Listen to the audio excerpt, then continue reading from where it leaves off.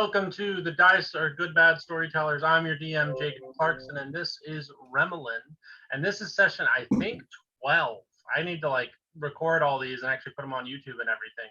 But I am joined by Matt playing Kyle, by Maddie playing Kubo, and by Josh playing Leopold.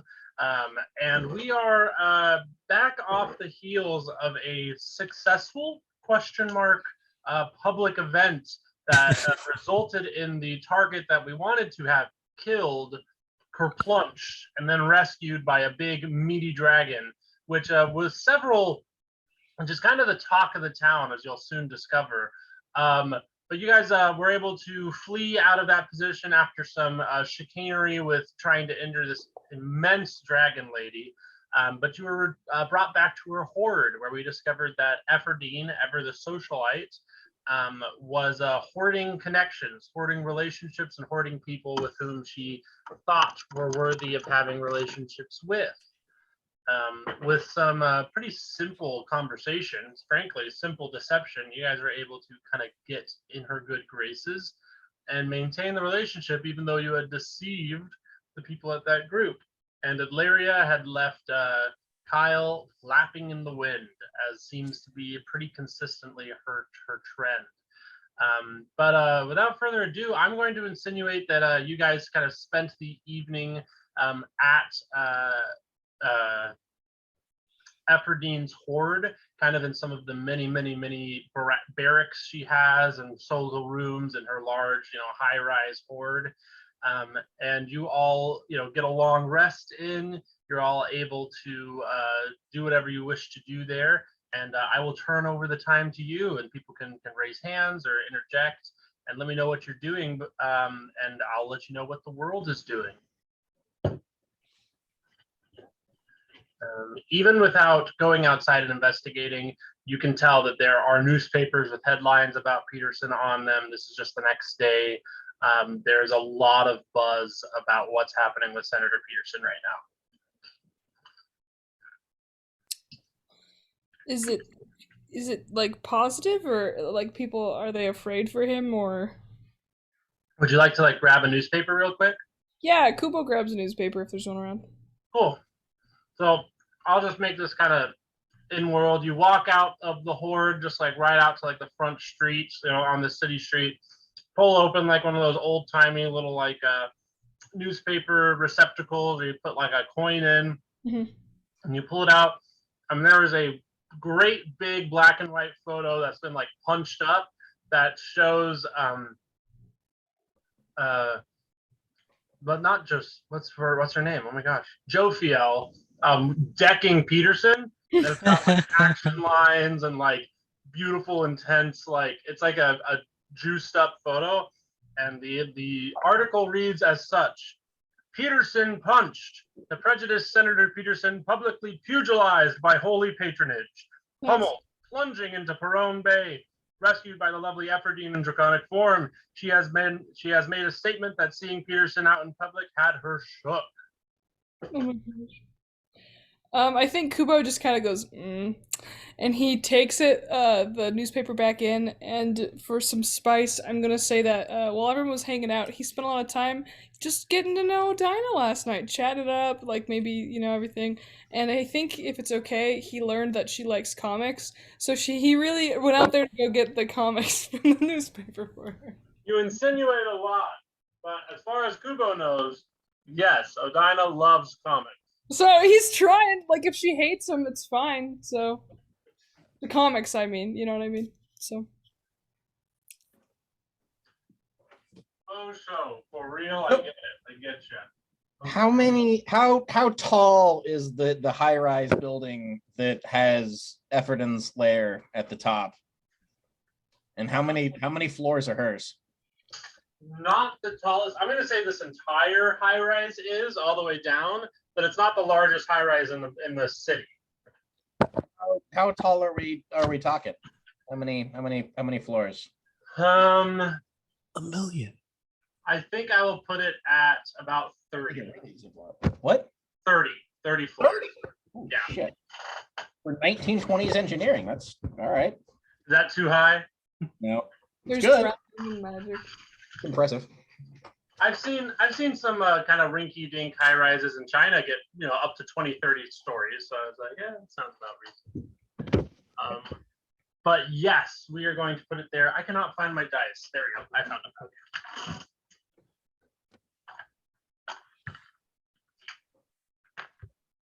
Yeah, I'm just gonna roll a luck check here. No whammies, no whammies. I think Kubo, when it comes to talking to Odina about comics, she was very effusive about really enjoying them. And then when you asked her like what her favorites were, she could not come up with like a single title. But she did say she really enjoys them. Okay. I love that. So that's his idea. For a little bit of, I just think silliness. He like flips through the newspaper, and there's some, I'm sure, fanciful 1920s propaganda comics, but there's like one like little comic strip about this like really funky little cat who really likes Italian food, and Kumo is just like, yeah. Not only does Garfield exist here, but apparently Italy does too. Yeah, there you go. I won't take that. So yeah, right beneath the comic, that's like a political comic of Senator Peterson going like, I'm in the right. And there's like an angel and a demon and like a child and an old person going like, ew, like retching at him. Yeah, you come over to a small cartoon about a cat.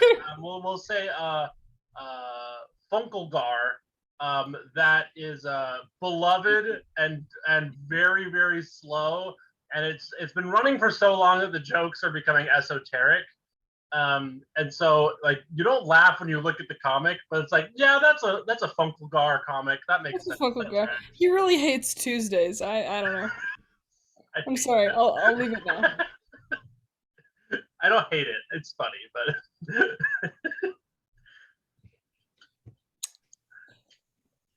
Perfect.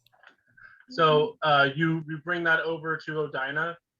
Yeah, I mean, I imagine, yeah, he walks back into the horde, and I mean, maybe Kyle still is leading people in making this, whatever it's called, the actual word, like, for the senator, and maybe, I'm assuming that Leo. I don't know what you're talking about. Right. But maybe Leo and Jophiel have like separated, so like in the corner of my eye, Kubo's like, sup, morning, like to Kyle and to Leo and Jophiel, and then yeah, he just kind of like approaches Odina, is like, oh hey, new comics this morning, and like hands it to her. You got a paper. Is there? Yeah. And so you're showing her the comics? Yes. She goes, yeah, Funkelgar, dope, great. Is there like a newspaper about us or about what we did yesterday? I mean, yeah. That's on the other side. It's he flips it. Sorry. Yeah, you flip it over, kind of show that off to her, and she kind of goes, oh, well, this is what we wanted, right? I mean, people think it's actually Peterson. Yeah. What? Yes. Yeah. Hey, where's everybody else? We'll kind of combine everybody together here. Kyle, I want to offer that you have all the resources you needed to make this kind of like presentational palanquin to bring her in. I also want to say, like, how far do you think you've gotten with this? Because I'll let you roll for it, but you have a lot of resources at your disposal and a lot of manic fancy high people. Depending on the, I mean, yeah. So how many helpers roughly do I have? We'll say you have like anywhere between 4 and 6 that would come and go at different times of the day, kind of a thing.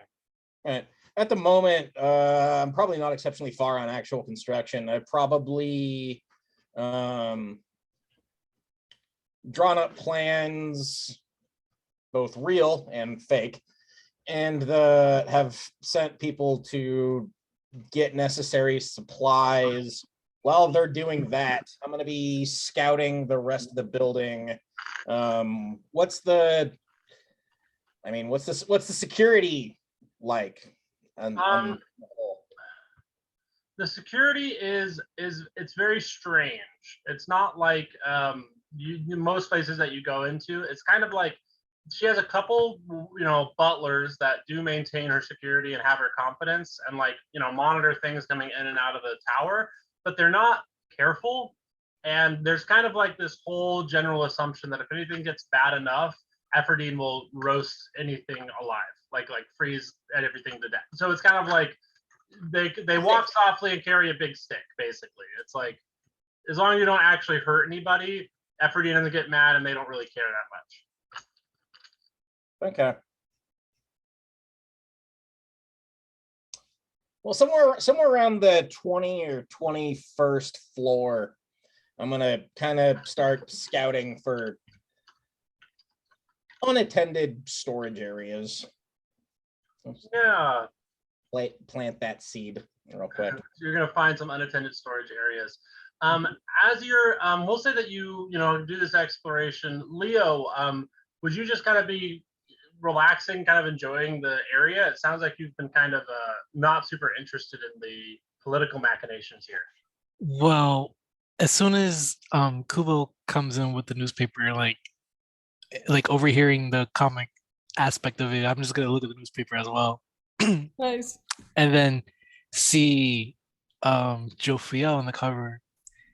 And then go to Joe Fiel and show her like, oh, I'm sorry, but it looks like you were exposed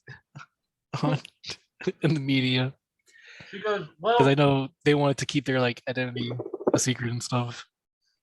yeah, well, they know that I'm angelic, sure, but I mean, Heaven doesn't. I'm registered, I had her in disguise. Yeah, I mean, so it's like, I think she's like, no, thank you for bringing this to my attention. I mean, Heaven definitely knows I'm here, but I'm registered to be here. They already knew I was supposed to be here, So they might not like, well, no, I mean, I was doing that on your order and I have a contract with you. So really, everything's on the up and up, but I appreciate you letting me know. Would she be in one form, or would you kind of be having her in three forms, kind of keeping an eye out? Like how do you keep Joe Fiel when traveling? When traveling, she's in her single form. I feel like she'll only be in her tri form in combat, I would say. Like when need be. Gotcha. Okay. So as you guys are kind of going through this down here, I'm going to say Epherdine comes down to kind of engage with people. I'm going to say, Kyle, you're up searching for rooms, but that's not a huge loss. So you're just kind of away from the group right now during this time when she comes down. She comes down and goes, oh, wow. Sees the newspaper and is like, ooh, let me see. Gets in there like, ooh, oh, they mentioned me, Draconic Form. It has been many years since I did that. I'm going to say, you guys, Kubo and Josh, if you guys want to roll insight here. Give me them rolls. How about an 18? Awesome. So, Kubo, with that 18 insight, she definitely is regarding you differently. And she is very transparent in a way that's kind of comical, even. Like, she, in the time that you've been distant, has learned something new about you that she doesn't like but thinks is incredibly interesting. Oh, I think Kubo's now going to do his best to not be more awkward in this situation. He just makes the grimace, like in the picture, just kind of like Loki, like, like, what is happening? Gotcha. She goes to the comic section immediately because Epherdine is totally that way. She goes, did you know that this comic is almost as old as I am? Oh no! Pointing at the Fokalgar comic. Oh, yeah. Tuesdays really suck. He's internally screaming. Kubo wants to die. Vagina looks at it and is like, that's impossible.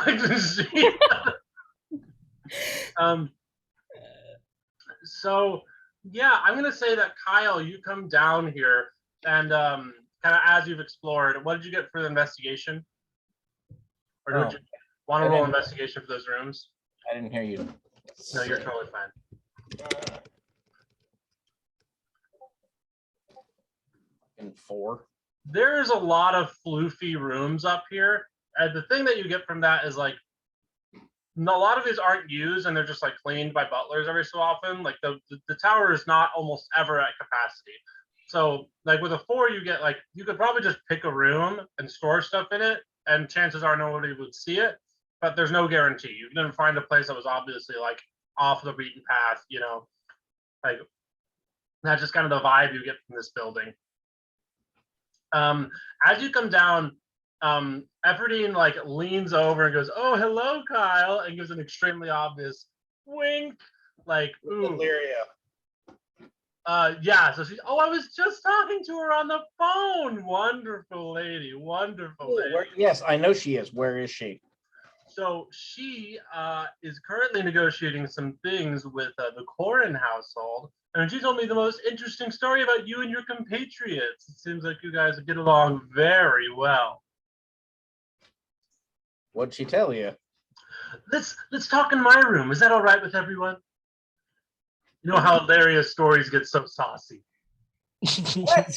That's true. Let me grab a bottle of wine for us on the way, and I'll grab a bottle of wine. You rascal. She starts walking off and letting you follow. Does anyone attempt to follow in any way, or you guys gotta let them walk?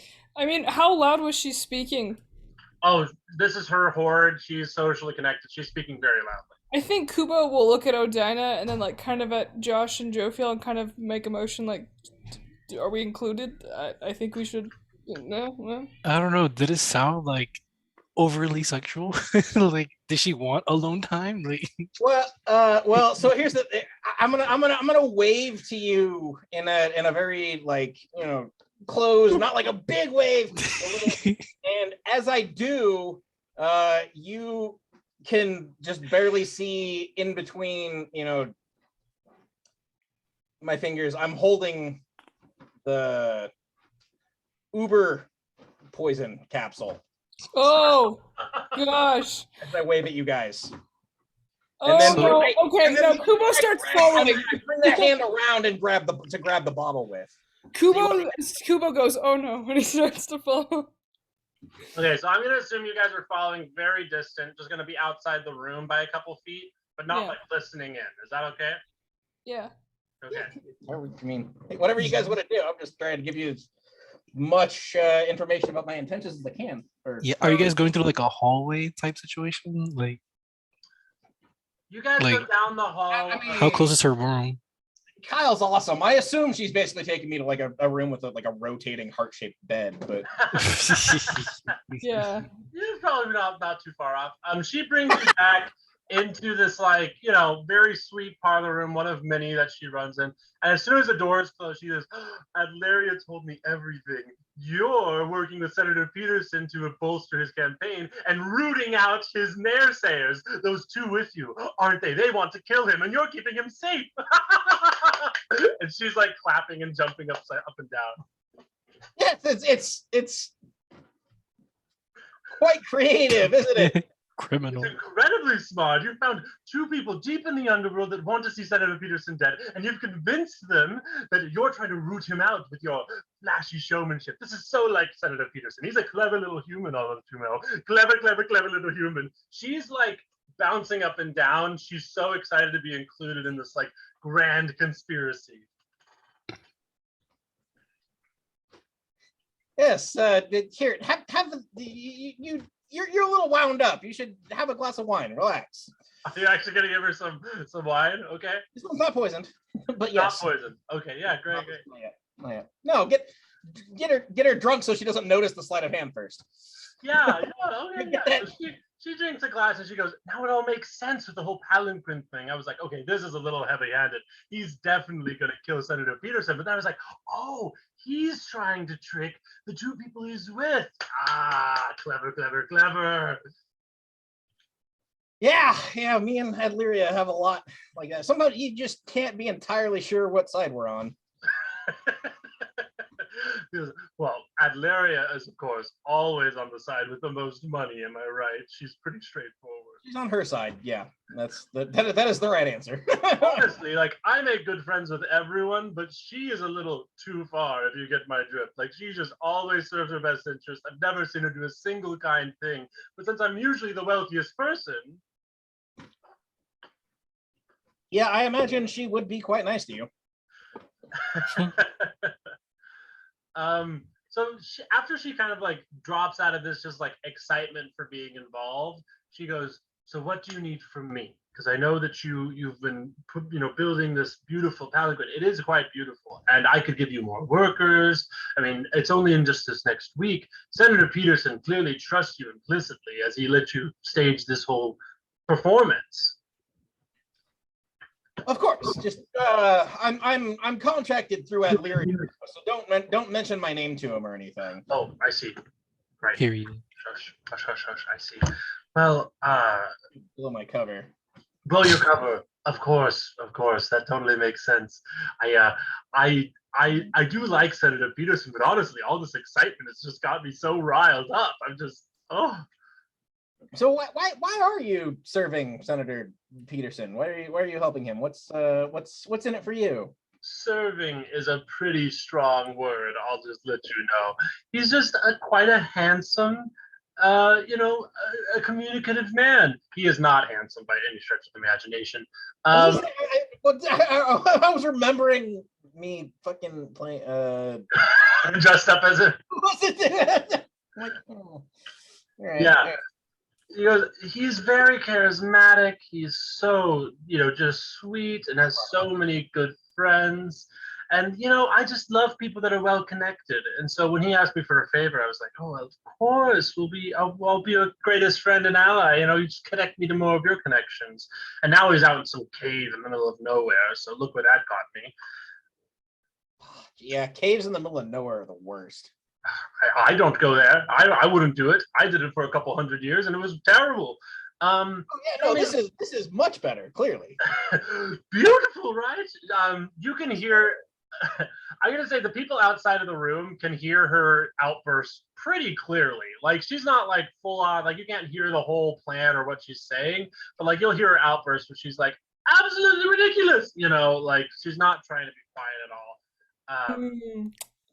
Kubo leans over to Leo and he's like, I have such a bad feeling about this. I think I need more drugs. First of all, Kyle high fives you through the force. No. Well, anyway, a toast to Peterson and getting everything back on track. And this one has the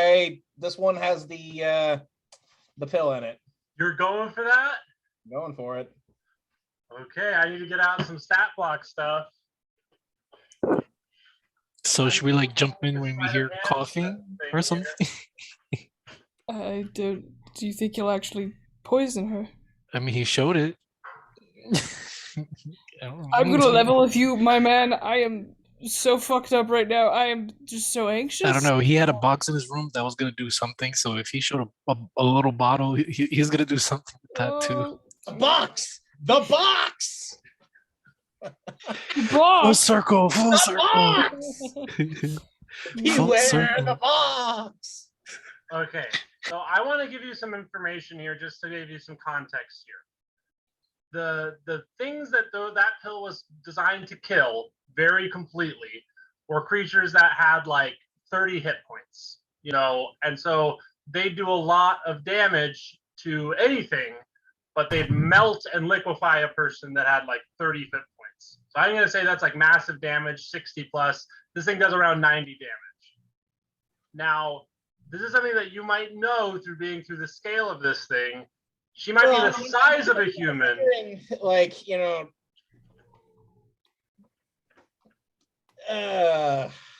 liquefying matter is, it's ultimately a chemical reaction.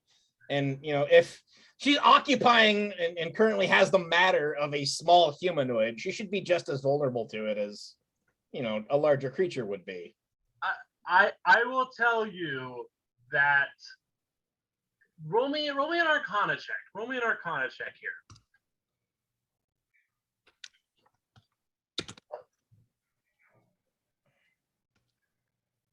5. 5. Okay. Yeah, it's gonna work. Gonna work with no qualms whatsoever. Roll me a sleight of hand.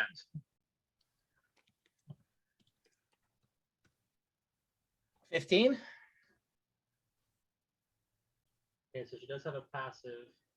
Well, so also she drank, so she might be. Okay. Does she have disadvantage? Even if because that's a passive perception is a flat score. Even with a flat It's score, not against perception; it's against insight. it's against insight. Yeah. It's not passive perception. Nope. Okay. Sleight of hand goes insight. Passive is like sneak, right? Like if you can like sense someone sneaking behind you. Hey, I did give her disadvantage, and as you're handing it to her, she swirls it around and gives it a couple sniffs. And goes, "Did you add some drugs to this? Are you trying to have a better time than just the wine here, buddy?" 'Cause I'm fine with that. I just need Oh you. yeah, I mean, come on, who just drinks? I mean, you gotta spice it up with a little something. You're a little wild for someone that Senator Peterson hangs with, but I'll allow it.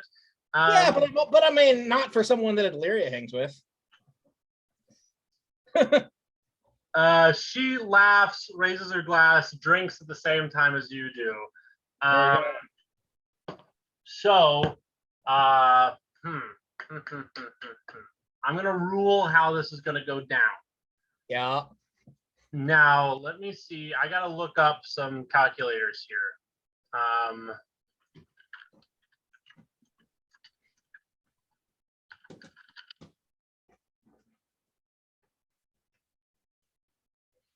Okay, so let me see. We'll do, that is going to be 10d10. So this, she's going to make a save against this, but it's not going to alter the damage, but it is going to do a ton of damage here. So I'm going to roll just with D&D Beyond over here, or I'm actually going to roll it.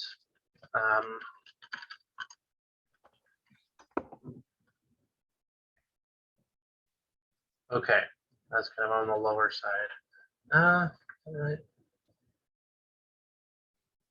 No, wait. I apologize. I need to get this all figured out. So that would actually be a second.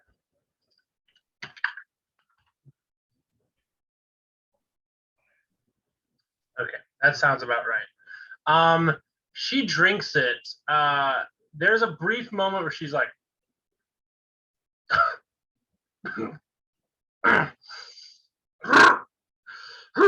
and you see her As she starts doing that, I kick open the door and start running down the hall, demanding everybody evacuate the building. Efferdin's gone insane.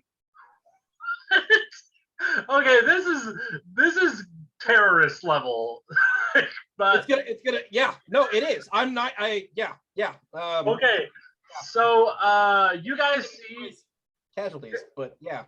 You guys see Kyle burst out of the room and go, "Everybody's got insane! Everybody run!" Evacuate. Yeah. I look at Leo and I go, "Well, shit. He has done it apparently." And I'm here. I'm just moving. I don't know how long she's gonna be kept down by that, but I'm gonna head to my stock of thermite that's near some important steel beam on the 21st floor. So you want to go up there and basically start a chemical fire? Yeah, I'm gonna bring the whole damn building down, but that's why I'm trying to get as many people evacuated as I can. Okay. Well, fuck. Okay. So, okay. So we're gonna go into initiative. I think that's the best way to rule this. So you everybody to roll initiative, and I'm gonna roll initiative for some of the entities in this building. How long is she gonna be like busy dealing with that poison? They're not in the room. You don't know. I was wondering if Kyle had some general idea based on his note. If she remains in her human form, she's dead. Wait a minute. I should know everything. I should know everything about how that got worked because remember, I got a nat 20 on investigating that poison originally. Remember? So yeah, you know for sure. Yeah, you know how the poison works. I mean, Right. how often do you apply a poison to a dragon-sized creature in humanoid form? I'm just saying this is a pretty niche subject. Okay, all right. I'm just saying. Yeah, for sure. So 17. you're running upstairs while you guys are running out. Interesting. Okay. I should point out that like moving breakneck speeds, I'm like You're going as fast as you can. yeah, 100. I mean, yeah, 90 feet around. Everyone will get their choice to choose what they do here. But just so you know, Kyle has said evacuate, flee. He hasn't communicated anything separate to you. And we're going to start basically with him getting to the stairs while you guys see what happens with Ephraim here. Okay. So what are all the initiatives you've got? 10. 7.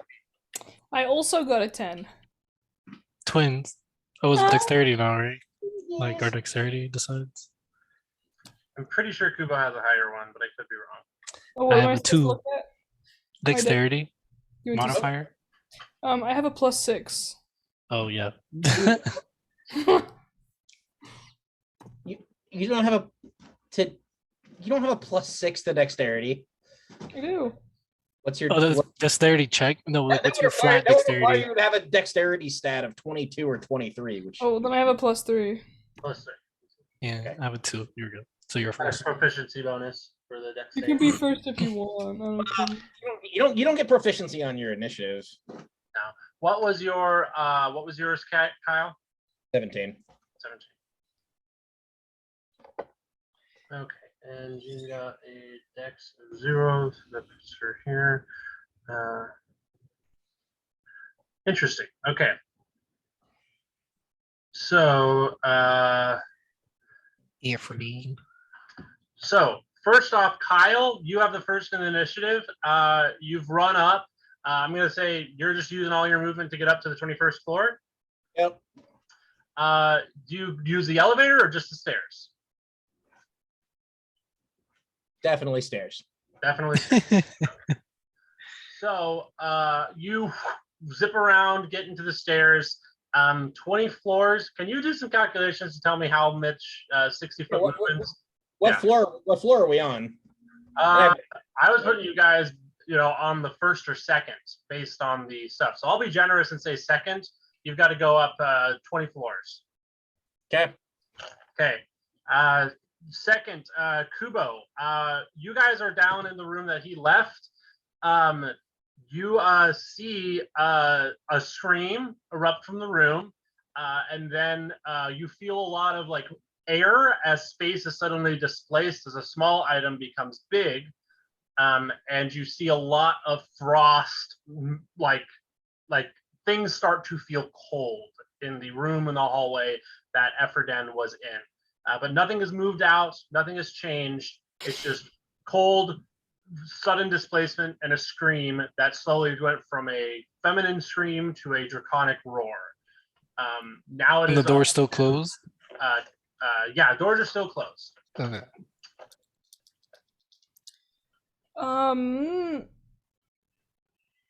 I think Oh, we're not in initiative yet?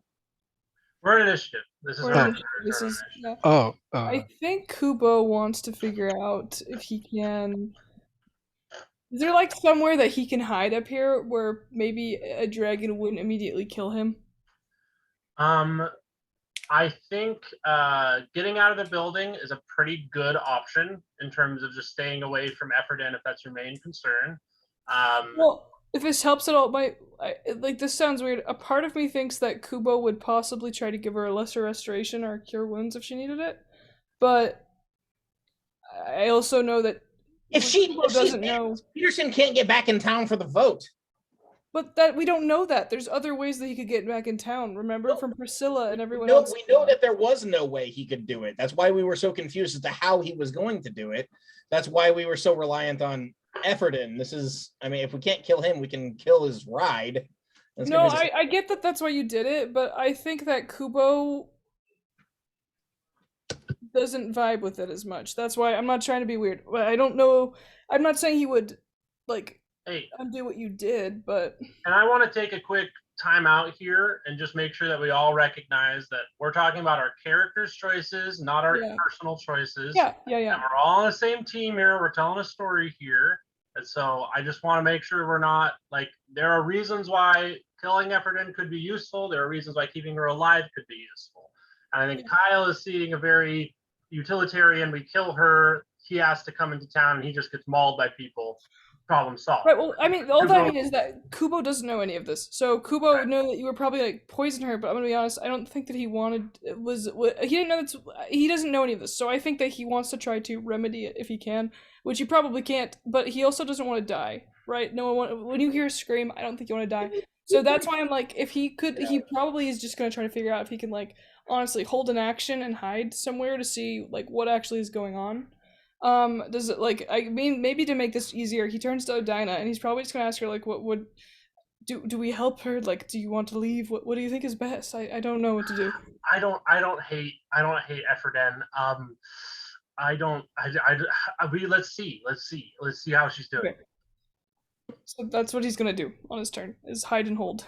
So you're gonna go into the room or you're gonna stay outside of the room? He's gonna hide out there. If there's like if this is still the horde, if there's like I don't know, some really thick shrub decorations or like a statue, he wants to hide real bad. Okay, so I will offer that you guys go into like the main lobby area and hide behind like a large golden statue kind of a Okay. thing. The structure of this building is rumbling. You can hear people screaming and running around as whatever's in here is kind of thrashing about. But yeah, you use your movement. I will say you can take Odina with her. She'll have her initiative after yours. Now it is to Leo. Actually, I did need a question for this. Is it like a spiral staircase or is it like a more I don't know Back and forth.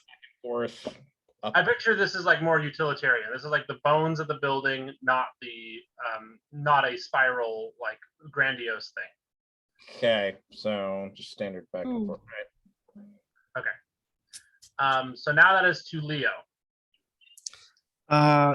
After hearing the normal scream to hellish roar, dragon roar, I will safely assume it's a dragon at that point, and become Leo Fiel, and I want to like kick down the door and be like but I also want to know what I'm up against beforehand. So can I like? You might be poisoned. You know, all kinds of other negative effects. Who knows? You know, I believe in You myself. can fly, right? You could like fly in the air. I don't know. Yeah, I burst through the door and witness what I'm witnessing, which is Yeah.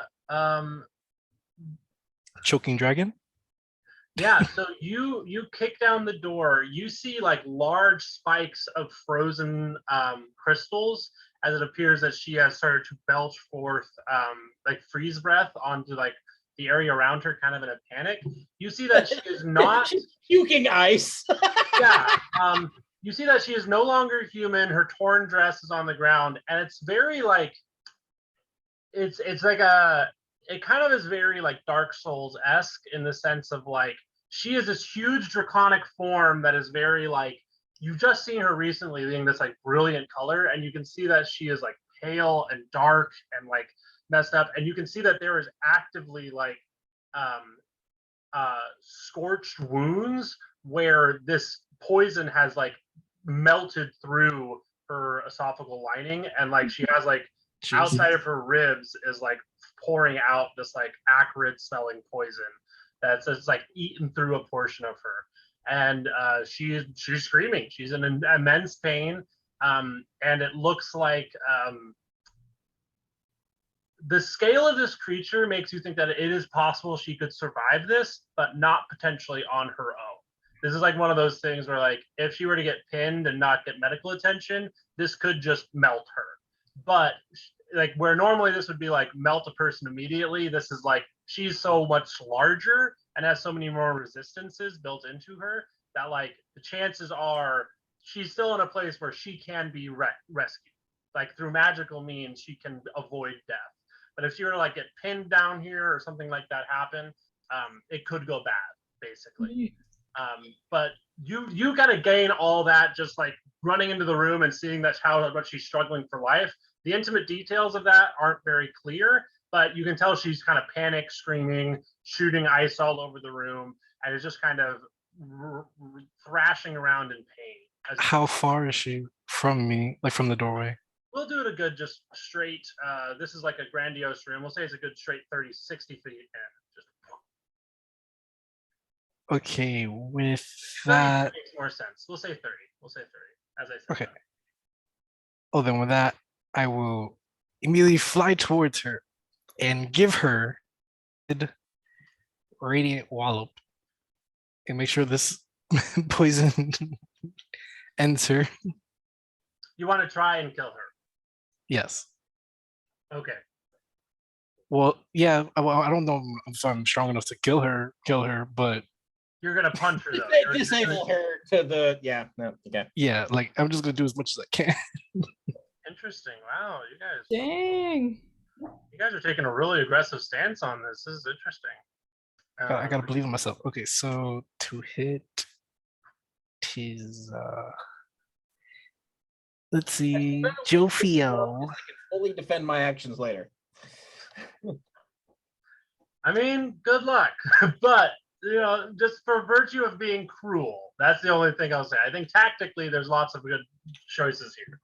Oh, with that, that's a 7, and with my extra tag, that's a 12. Nope, double miss, right? I mean, What'd you get there? I got a 12 and a 7. Yeah, both of those aren't able to punch through her scales. Yeah. Then some of his non-lethal options are really going to work on a dragon like that. So I got nothing else. she's not humanoid even. So All I have in my hands. Yeah. Well, yeah, I will let you also make a check on her, like a perception check to try and get more mechanical information out of her. Ooh. Perception.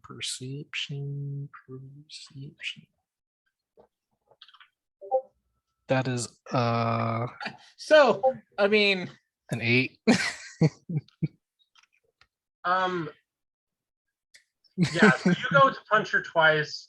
You can tell that she is vulnerable in a way that she is very rarely vulnerable. You don't know what that means mechanically for her, but with a dragon of her scale and size, that might not mean much. So just giving that information to you because it wasn't a great check there. There's a lot of blood. There's a lot of like silvery scales and like, you know, stuff that's messed up. Like this is a gory scene. She has a hole perforated through her stomach through chemical burns. So it's bad. Who turned up the AC? How are people responding to Kyle's screams about her going mad and whatnot? That's next in the initiative. I'm going through the initiative, so you'll see more of that. Effort ends turn. I'm just going to literally roll a dice to see which of. Let me see. I got the power. One of two things she's going to do here. Okay, so she just turns to you. She is going to use her actions and attack you. So yeah, Not me. I'm going for Leofiel. Not little old me. At least potentially have disadvantage from what being dissolved from the inside right now, or she is poisoned. She is poisoned. That's totally fair. And it's not like a passive like help her die poison. It's also bad poison. That is still a 21 to hit. Oh, that hits. And that is a 25 and a 21. Those are all with disadvantage. Oh, all hit. Okay. So I'll live. God, I'll live. 8. that's okay. I'm in the other room. I'll live. You just see me and Jofiel die at the same time. Ugh. That's 18 damage on the first. That's Okay. max damage. 22 damage on the next claw. Okay. And then 19 damage with the second claw. Okay, that's 59 damage. Yep. Okay. You see Leofio floating in the air, taking all that beating, and boom, my grace falls, and I fall from the sky Oh, no way. as Okay. Jofiel leaves me. Wow. Oh my god, wait. Hey Wait, guys, let's do math. I, Yes. I think this is a questionable route for a lot of reasons, but it's definitely making the story more interesting. So no complaints here. I'm just gonna let the dice roll and see what happens here. I'm just watching. Okay, moving on. Now we're gonna kind of get a temperature of the building. Right now, there's just confusion. You don't hear anybody screaming or running or anything. There might be some people down near where Kubo is because they're like, "Oh gosh, ice everywhere!" You know, like there are people freaking out. They can see that. But like where you're running up, there's just like a handful of butlers that are like something. Like it's literally been like a couple seconds. So you're running up by people, and they're just like, "Are you in a hurry, buddy?" You know, like that. Yeah, I'm sending my scream. I'm making it look like I'm running up the stairs specifically to warn people. Gotcha. You know what? Does the place have like an integrated fire alarm or something like that? Because if so, I'll just hit that as I'm going. I think let me just roll like a luck check here. I don't know when that was. Yeah, I don't think that was a thing, but the wait staff would probably have some way to cause an alarm going. So I'm going to say that you weren't able to find it, but you hear The first automatic electric fire alarm was patented in 1890. Wow, how about that? So I will say you don't pull it yourself, but as you're running and screaming, somebody somewhere pulls an alarm somewhere, and you hear a loud wow, wow, wow. You start going off. You in the main lobby area where you and Ardina are at, Kubo, you see a couple like butlers going there. Like, okay, everybody, it's time to get out. Time to get out. Everton is having a bad day. She's gonna feel better tomorrow. Everybody, time to get out. And you can tell pretty clearly he doesn't know what's happening with Everden. He just knows that she's in some rage. Okay.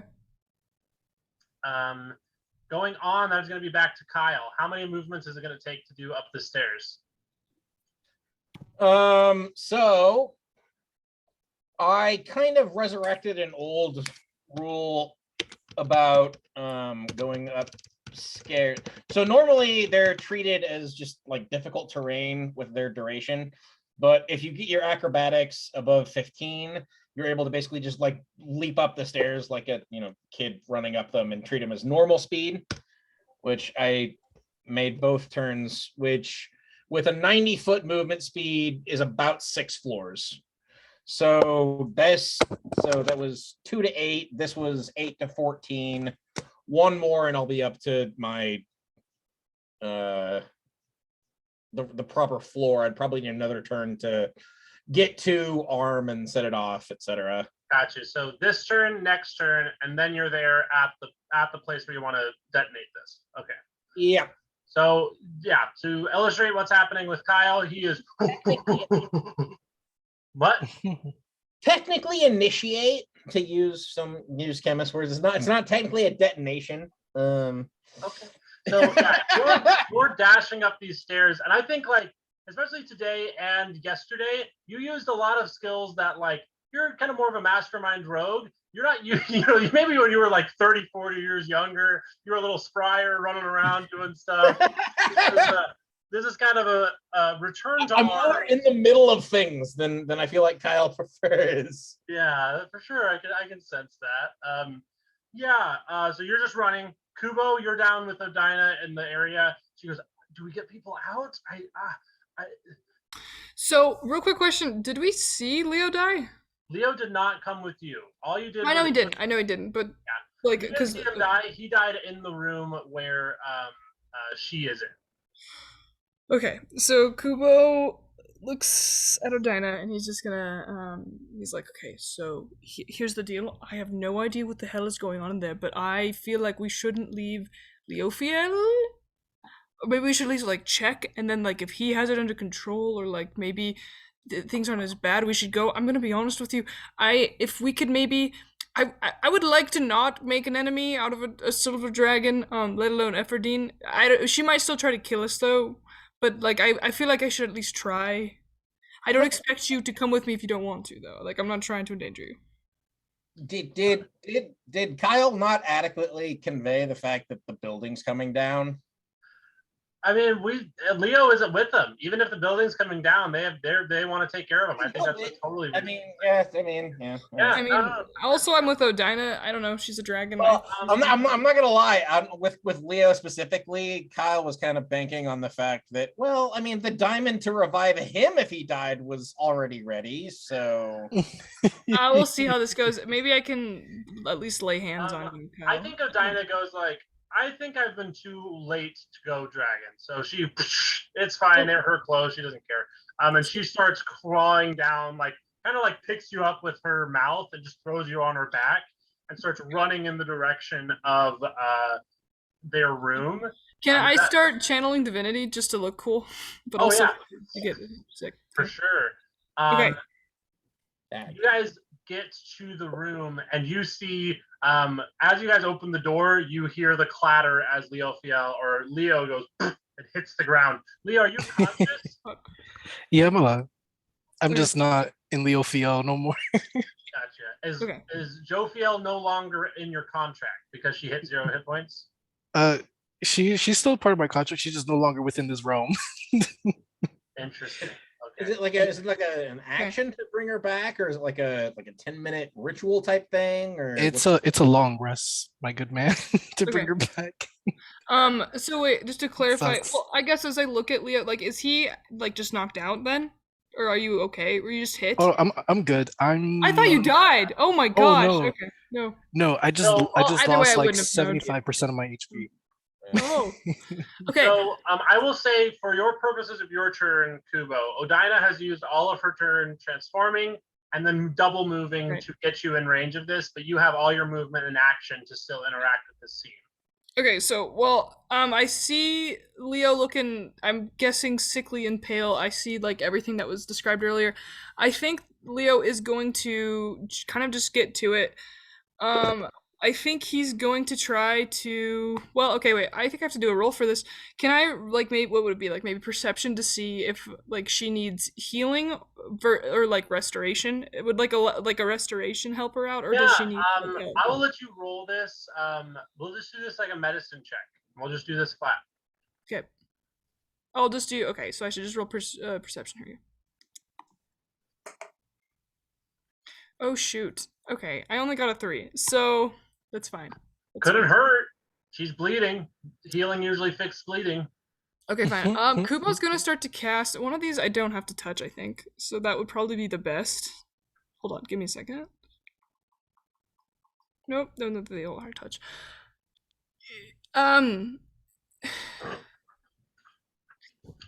She's like Angie.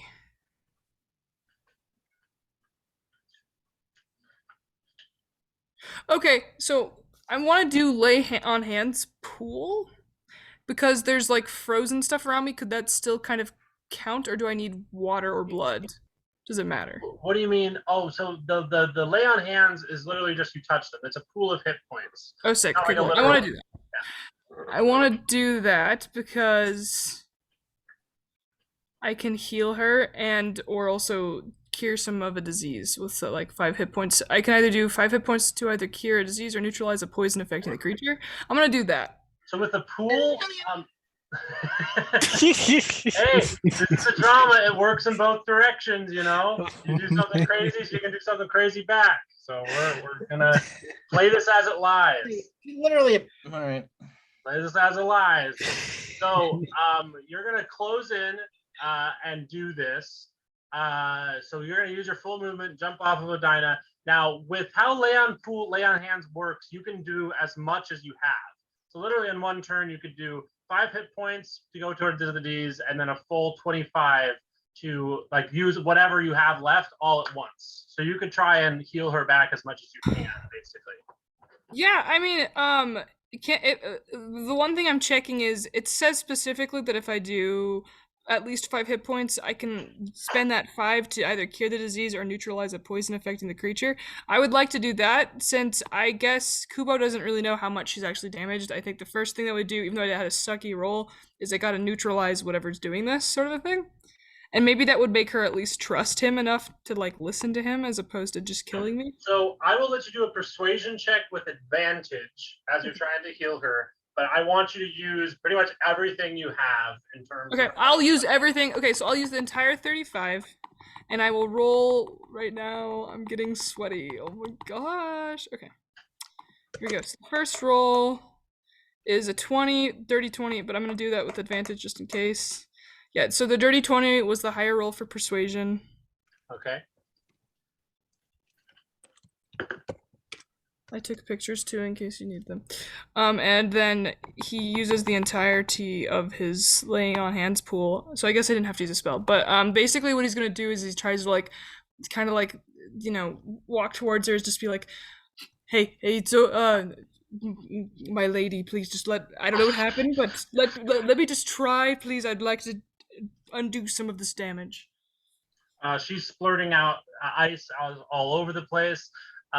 As you heal her and you do this, how many hit points do you heal? And then we'll just -5 the poison that you're attempting to do here. Okay, so you told me I had to use all of them, so I used the entire 35? Or I guess it's really 30 minus the 5 to neutralize the damage.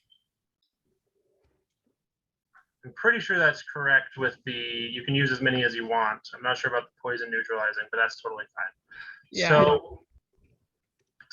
So you do this, you channel divinity. Your father's holy yet juicy is the best way to describe it. Energy is here, as it kind of has that like, you know, blue like acrid kind of the stuff that uses out of his wounds on his body. And you do this, and so you immediately see that like some of color is returned. You've healed a good portion in terms of like a human. For a dragon, not quite as dramatic, but it's clear that she is still in pain. It's clear that the poison isn't completely neutralized, but you can tell things have improved. Okay. You can tell that her condition has improved markedly. And so as you're saying this, like her eyes focus and like she's trying to get through the pain a little bit here. And she got like beady eyes, her head's like over to you. And I mean, she just got finished clawing up Leopold really, really well here. And he's, you know, on the ground, like big giant gashes and bite marks all over his chest and body. And there's just kind of this like, you know, like horse whisperer. There's kind of this moment where Leo's like at this giant dragon's head. I know Dinah's kind of like right behind you, ready to enter in after, you know, as this resolves. So I'm going to say for Efferden's turn, she is just going to try and basically compose herself. So I'm going to let her roll like a Constitution saving here.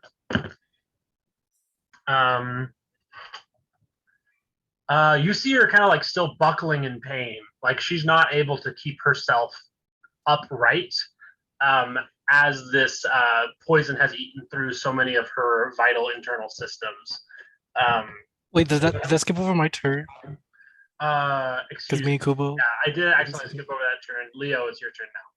Oh, thank you. After I got mauled and losing my grace, and then seeing Kubo come in, thinking like, yeah, Kubo, yeah, helping me. And then I'm like, what is happening? As I'm just like, why are you helping my murderer? And just like, dying, bleeding from my chest. Yeah, not yet, you're right. And as I'm half in the grave, half not, I put my arm up and I'm just wobbling it and I'm like, fireball upcast. And I cast fireball.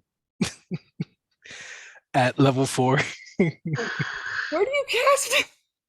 Are you trying to hit just Efferden, or are you including other people in this? I'm gonna shoot it, like have it explode like above Ephrodin's head, so like it would like get her head and neck since she's like still in dragon form.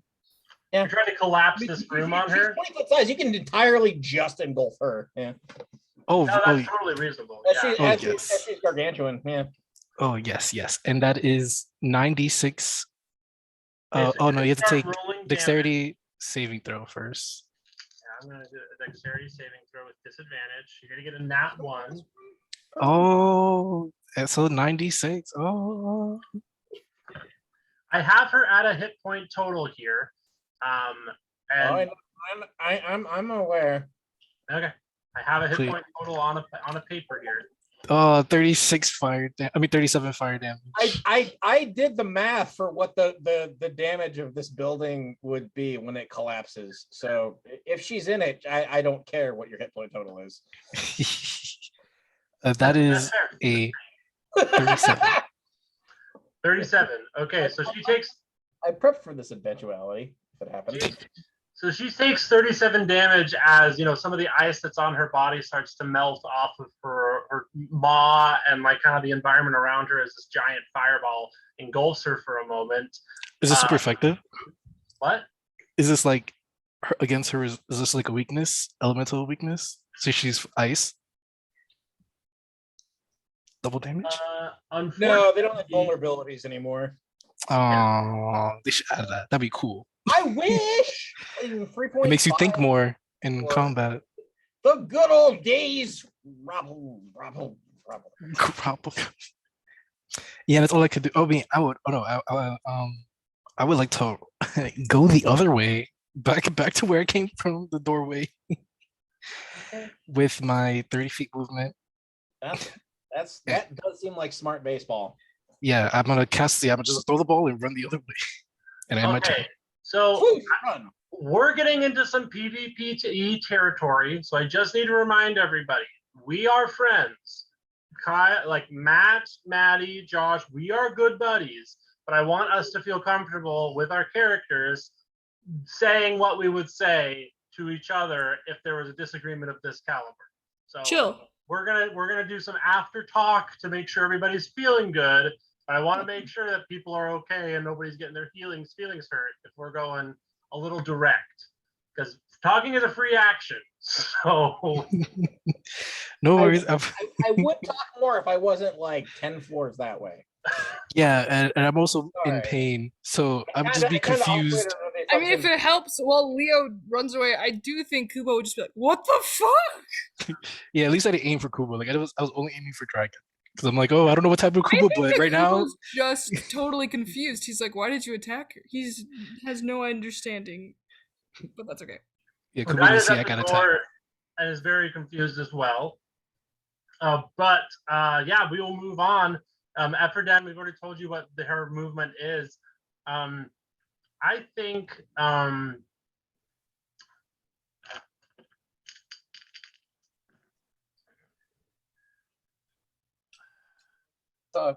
she starts to panic, but not in the sense of lashing out. She is going to start bashing into walls. So you see her start to boom, boom, bash into a wall. I'm going to roll her a strength check here with disadvantage, of course. We're all going to suffocate under the rubble. You guys mind? I'm going to Rhino Dine out of here. Oh, this is the way I'm going to live.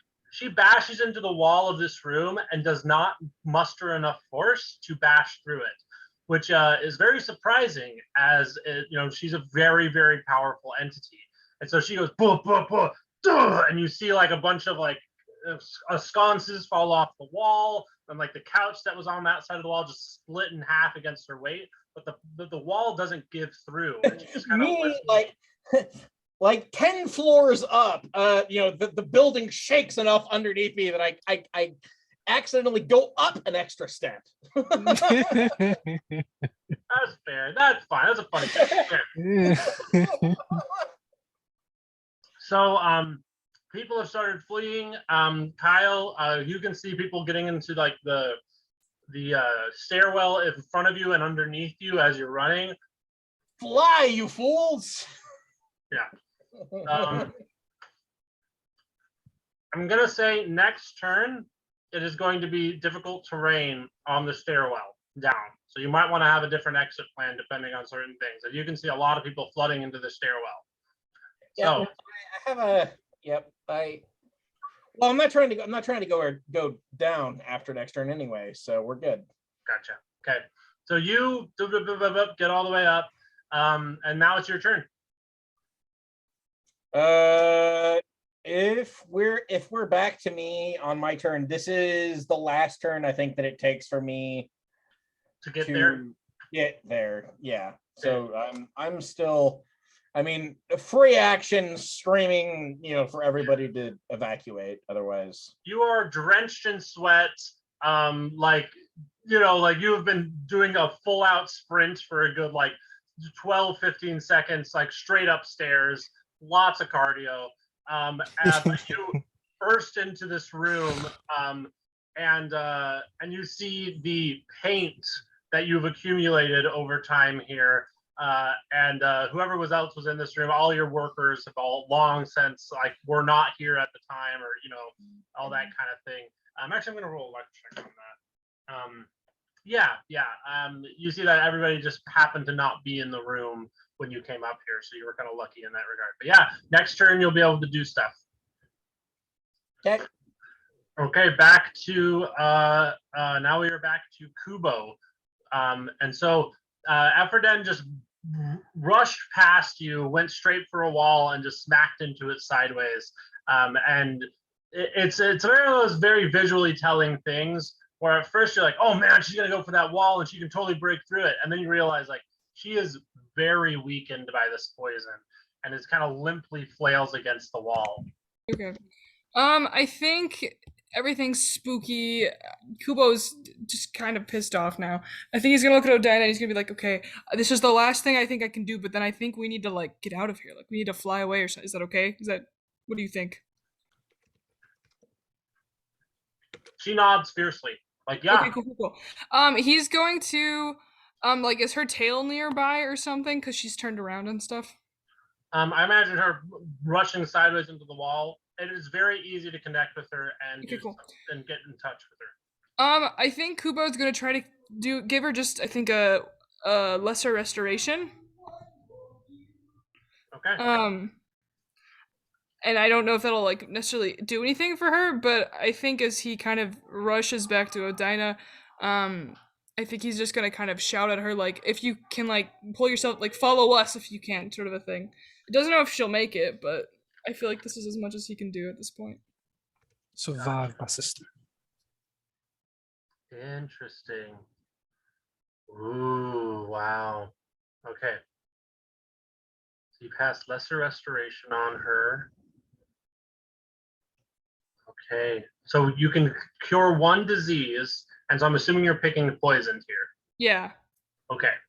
Gotcha. So I'm going to say between your lay on hands and this, she is going to be out of the poisoned condition, even if she is still struggling with it disintegrating her. You've gotten rid of the outside olfactory response of her body, and so she will have her strength back in effect. Still needs medical attention, still hurting, but for now, for probably the next 30 minutes to an hour before the poison starts eating away at her again more fiercely, she's going to be kind of at normal operating strength. Yeah. And here's an idea. So if Odina and I make it out of this, I think what Kubo would say is to say, can you take us back to the Kadros mansion? And that's where the pool is. So if Ephraim can follow, I guess we'll see. But that sounds weird because I'm sure she has her own medical things. But possibly this can turn into a situation where she gets help from the circle or something. I gotcha. So you run back to Odina and you guys start to try and flee out of the building, right? Yes. Okay.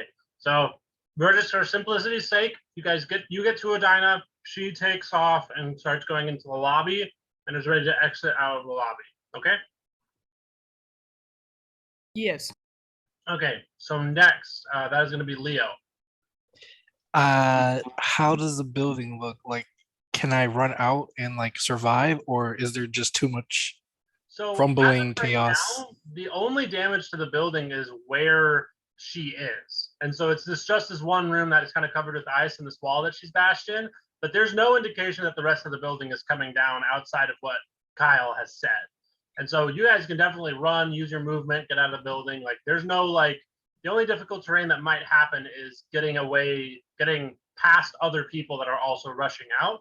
And that's not going to start until next turn.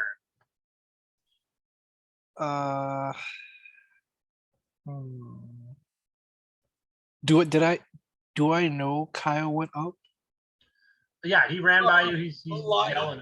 Yeah, it would take an int check of like 2 to guess that that's where I was going. Yeah. I kind of want to go to Kyle.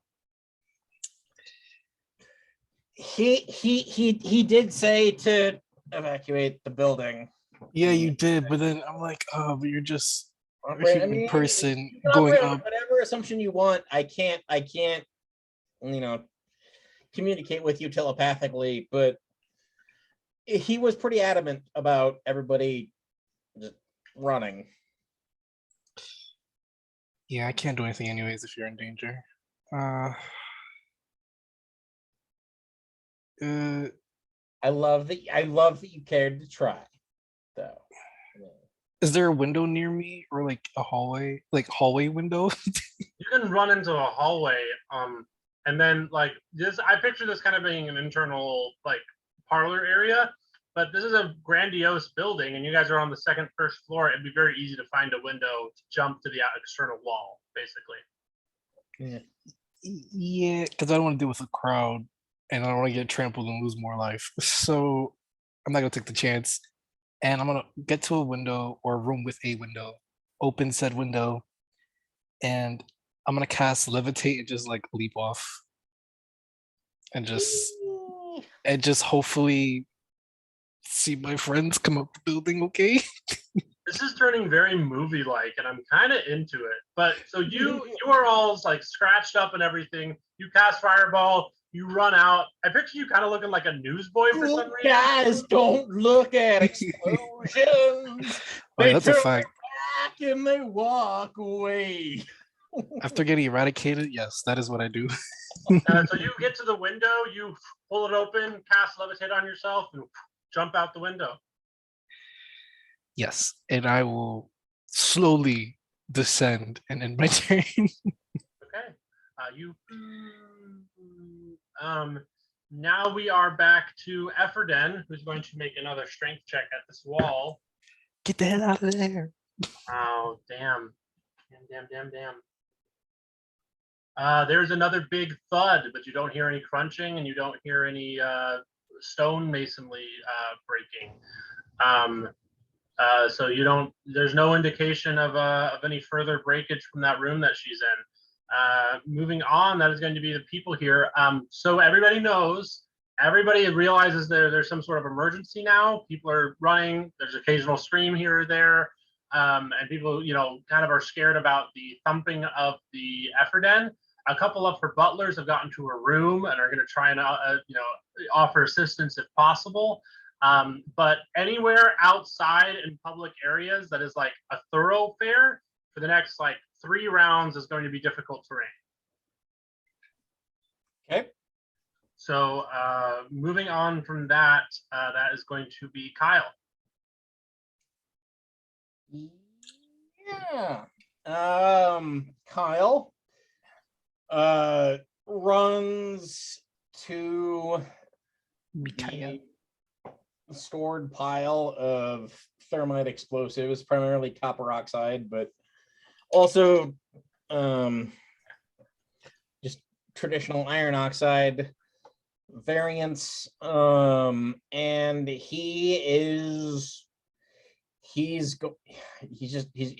gonna ignite it.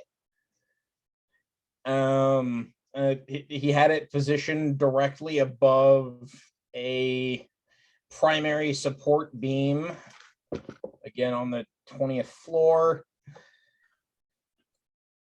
And see, he's just gonna ignite it with a tossed mag torch. And then he's going to sprint to the window and use feather fall, which is just a parachute. But yeah, there is a pile of extremely overheated metal oxides melting through a core support beam of the structure. I'd probably give it about a minute until it collapses entirely, depending on it. I don't know how it's constructed. Gotcha. If you want to send me blueprints, I can give you slightly more, but yeah. Well, I get what you're saying. It's like, I'd say for, yeah. so yeah, we need to kind of synthesize this information. So you're saying that the beam will be melted through and collapse within a minute, but like the overall building, the beam will be melted through within this turn. Like right. It's got seconds. It's gonna melt, and then those two beams, assuming it uses a relatively standard 1920s, are gonna start bending in towards each other. And all of these structures back then were built in such a way that the beams surrounded the outside. Actually, it's kind of disappointing. I'm basically planning the destruction of the World Trade Center. Oh my god. Awkward. Awkward. I know. But as that bends, FBI, don't look. Everything else is going to begin to sway, and then before too terribly long, the top part is going to collapse in, crushing the bottom and causing a chain reaction. So gotcha. I'd say there's about a minute before total collapse. Gotcha. So here's what I'm going to do, because this is all soft math. It's hard to know exactly when all these things happen. And when math gets soft, we use dice. So I'm going to say, from the assumption of 1 minute, this dice is going to represent how much sooner than a minute this collapse is going to happen. And this dice is going to represent how much later after the collapse is going to happen. So if one of these is 1, it'll take 50 seconds. If this one, you know what I'm saying? We're going to just... Yeah. Yep. And your guys aren't going to know which one that is until later. So, but I only know at what point this is going to actually collapse. Man, I am. So, okay. Wait a second. I just got to make sure I do my math right. Okay. So you do this. It's a like very intense heat, incredibly hot and explosive energy. Oh yeah, it's sure, yeah. So I mean, I like this.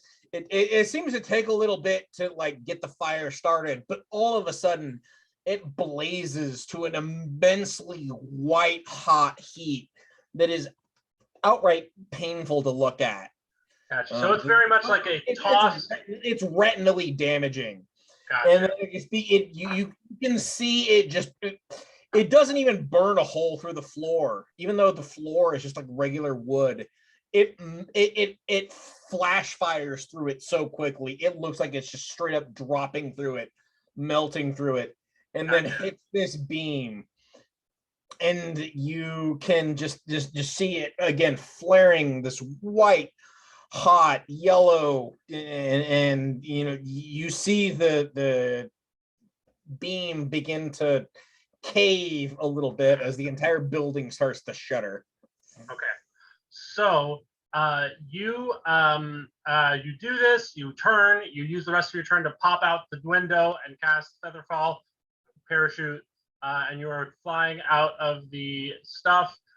You can see that there's a small crowd starting to accumulate outside of the building as people are crossing the street, getting more people to evacuate. And it's clear that there's like a panicked energy outside in the area that you're descending to. I think it's funny, Josh, you jumped out of like the second story. And so you're literally like levitating from the second story to the first, while Kyle is a whole 20 stories up. But now we are back to Kubo. So Odina, as you've instructed, is just going to take you outside the building. Is that what you want?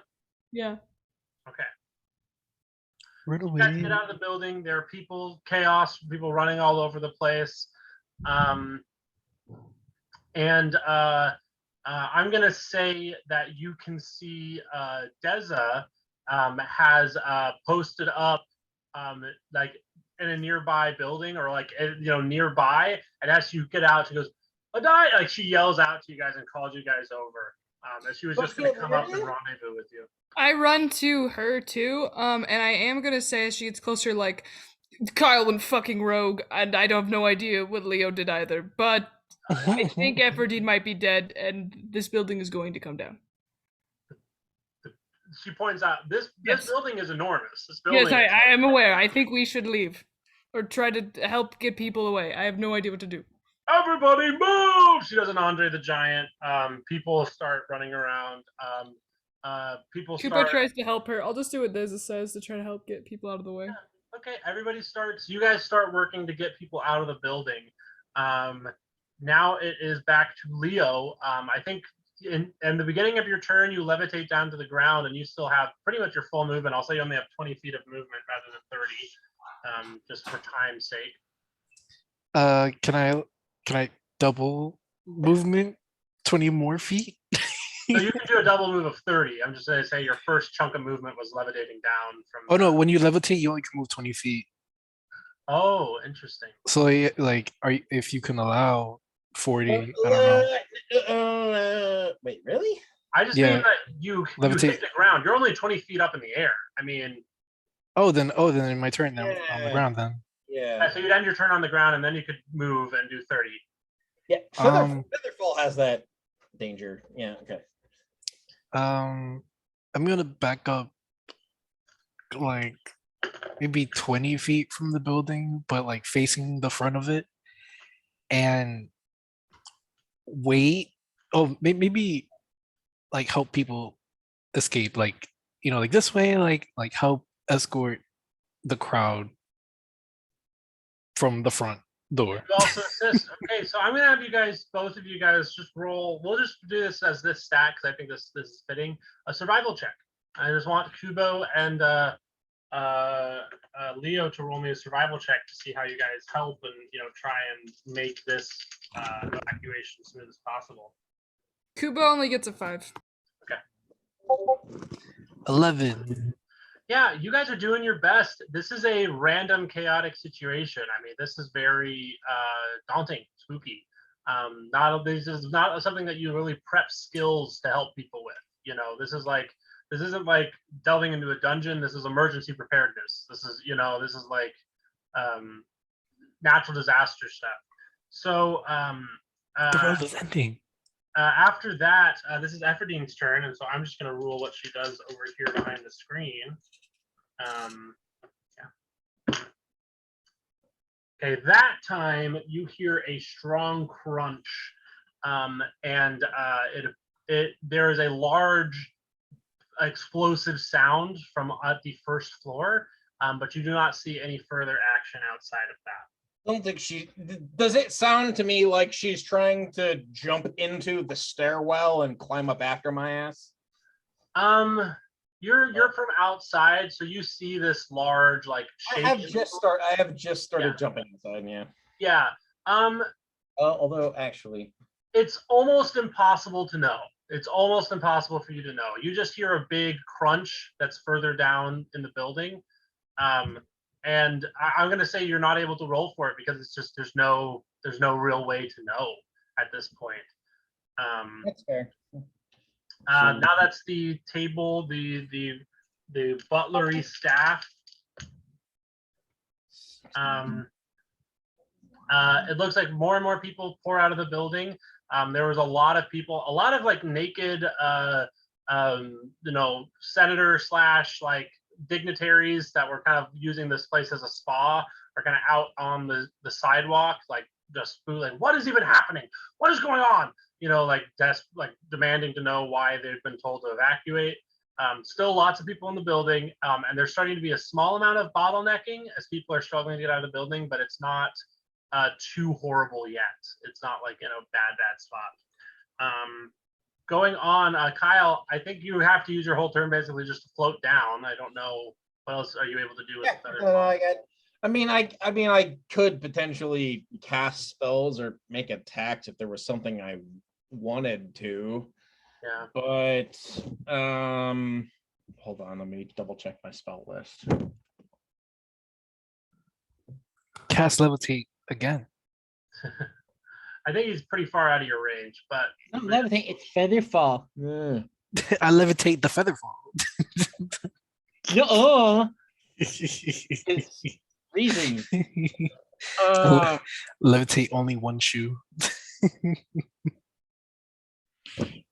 No, I was thinking more along the lines of maybe I could in some way, magically project a warning, but I don't have anything like that I can really do. So so yeah, from a verticality perspective, I was at the 17th floor. Now I'm down to the 14th. Okay. So as you're going down, I can't really sink any faster unless I want to take. Let's just say no. Let's just say I can't. Yeah. That's fair. That's fair. Yeah, unless you want to uncast and then recast Featherfall with perfect timing, which is a little spooky. Yeah, that's the. Yeah. Do it. Especially when you're factoring in with him, where it's not actually casting. It's all right. Let's screw this parachute that worked perfectly. Let's put on another one. Let's see what happens. Kind of does sound like the kind of person that have multiple parachutes available. Absolutely. Yeah. No. So as you're flying down, you see the sea of people kind of get more dense as more people flee the building. And you see like there are a handful of people that see you parachuting out the window, and they're like, at first they're like, oh, and then they see the people like, oh no. My stocks dropped really bad. Yeah, there's a lot of fleeing. We go on. Now it is back to Kubo out helping people outside. Would you guys just like to continue using your turns to help more people evacuate? Maybe. Is there any way to find out? I'm kind of wary of Leo. I'm kind of super wary of Kyle. I don't know if he's going to come up to us or not. I don't really trust you guys right now. So I think Kubo is going to kind of try to help, but also like maintain some space away from you guys. Just observe you both. Okay, interesting. No, so you guys can tell Kubo's got some. I mean, you don't necessarily need to like project this, but there's been not a lot of communication going on recently. Your dad's gonna high five me. Just saying. So yeah, you guys help out. Roll me another survival check. Leo, would you be doing the same thing on your turn?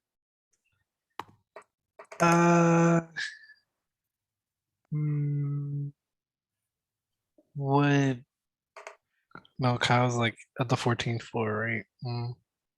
Yeah, I'll be open. Yeah. I'm like in the middle of the street over the 14th floor, floating down in a parachute. 17. Probably making gang gestures. I don't know. Oh my god. Okay, what did you get, Kubo? Oh, Kubo got a 10. A 10. Okay. So you guys keep trying to fly down. And you guys get to you guys continue to help. It looks like you guys are starting to get to a place where anybody who's still in the building is basically people who didn't know that anything was happening and just haven't been alert enough to see the alarm or something. So there are people still in the building, but the bottlenecking is starting to slow down. Like people are flowing out steadily, and you can see an end to the people coming down. There haven't been a lot of trampling, and if there has been, people have been getting up, but there have been a couple people who have fallen down, gotten stepped on a couple times. Very scary, but people have managed to get out for the most part. Going on, I'm going to roll another check here. Okay.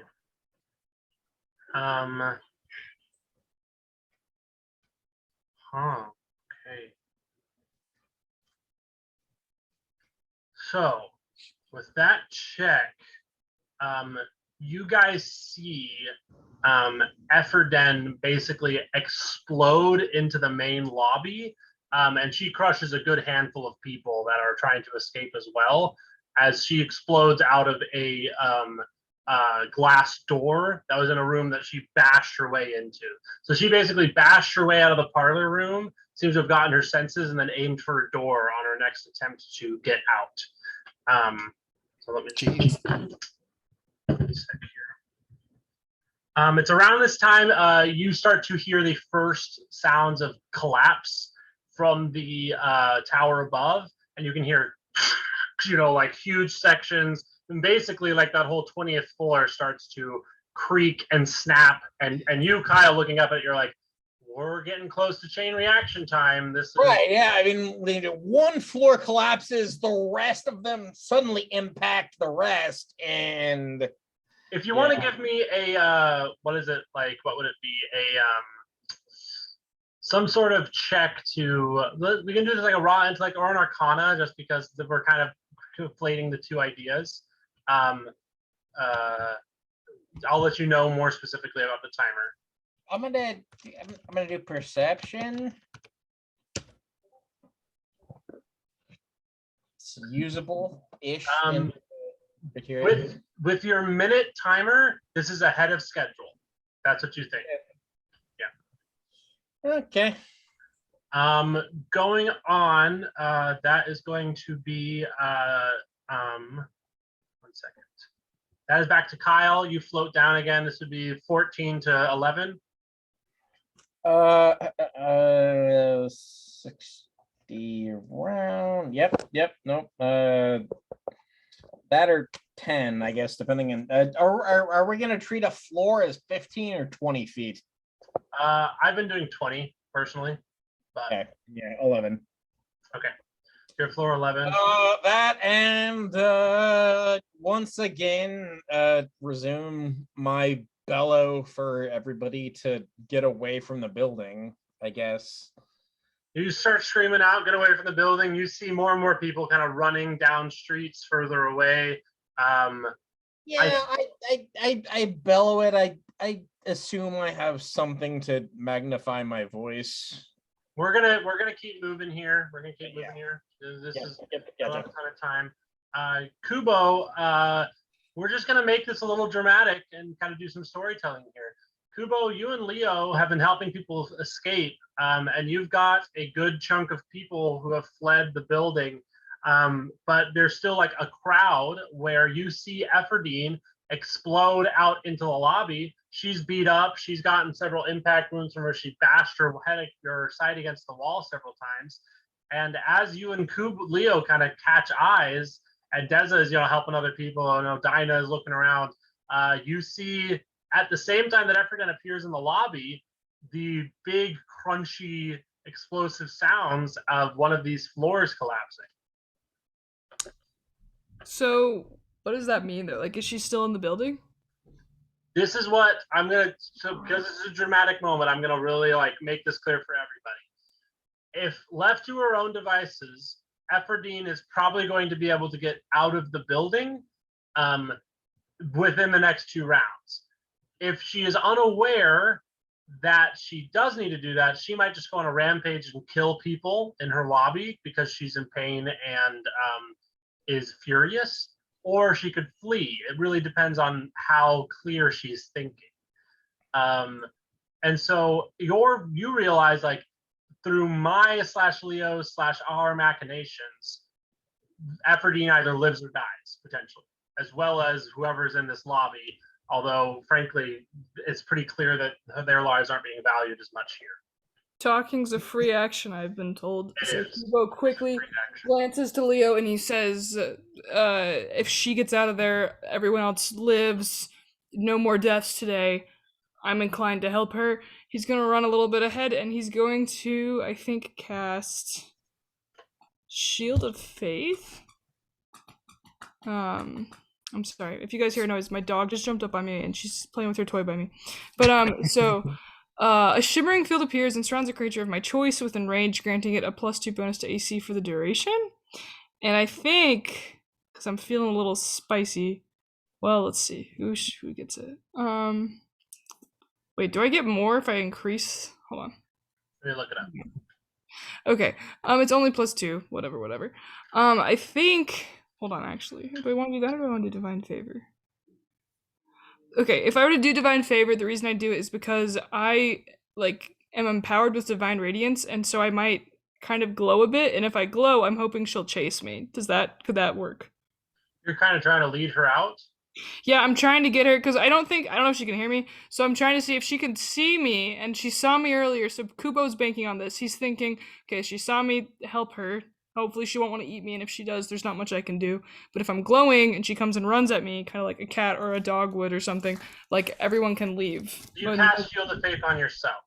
This isn't Shield of Faith. This one is Divine Favor, and if I'm gonna cast that one on myself, yes.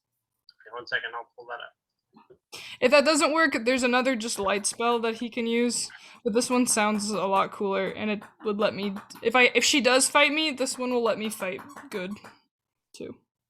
Gotcha. Okay, so you do that bonus action, and so you're using basically all your movement to move and get in her face and be present. Well, I don't want to move all the way to her, but I'll slide it like this to you. I want to get in enough movement with my 30 feet, maybe like 15 feet.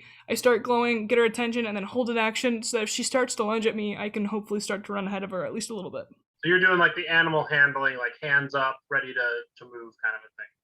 Yes, and I'm glowing, hopefully, because I just cast this spell. Great. Okay, Leo, you're up. I think you realize the same thing that Kubo does.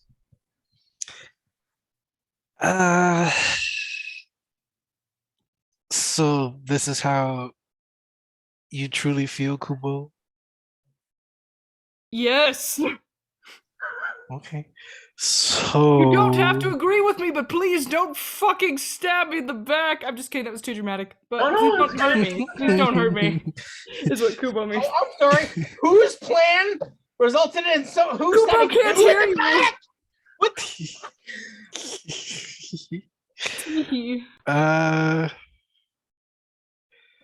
Can I do anything? I don't know. I'm really not trying to enter this building, honestly. You don't want to get into the building. Do you want to continue How helping far? people evacuate? Wait, so is Kubo trying to lure her Kubo's out trying to get her out of the building. through the Kubo- front door as well? Well, she's already at the front door, but hopefully she will follow Kubo. That was the idea of why Kubo made himself go. Okay. Okay. God, you understand the ridiculous. Oh my god.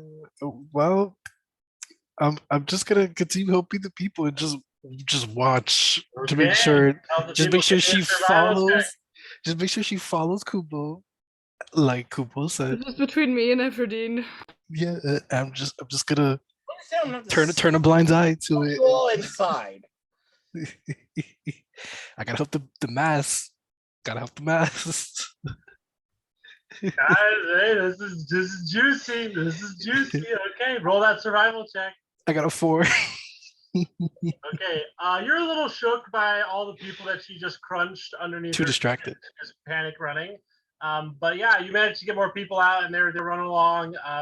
You don't feel like you help a lot, but you're trying to. Moving on, that is Epherdine. I'm gonna have her roll this flat. She looks about. She does not spot Leo and uses her turn attacking people in the lobby. Oh, you mean Kubo, not Leo? No, Epherdine. So, Yeah, but she sees Kubo, doesn't see Kubo. yeah, she doesn't see Kubo. She's in a rage and she just starts fighting and snapping at people that are in the lobby. And so she's just attacking, lashing out.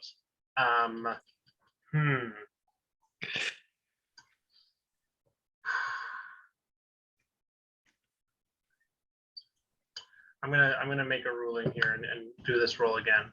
Yeah, she does not react here all the way. She's just lashing out, trying to attack people.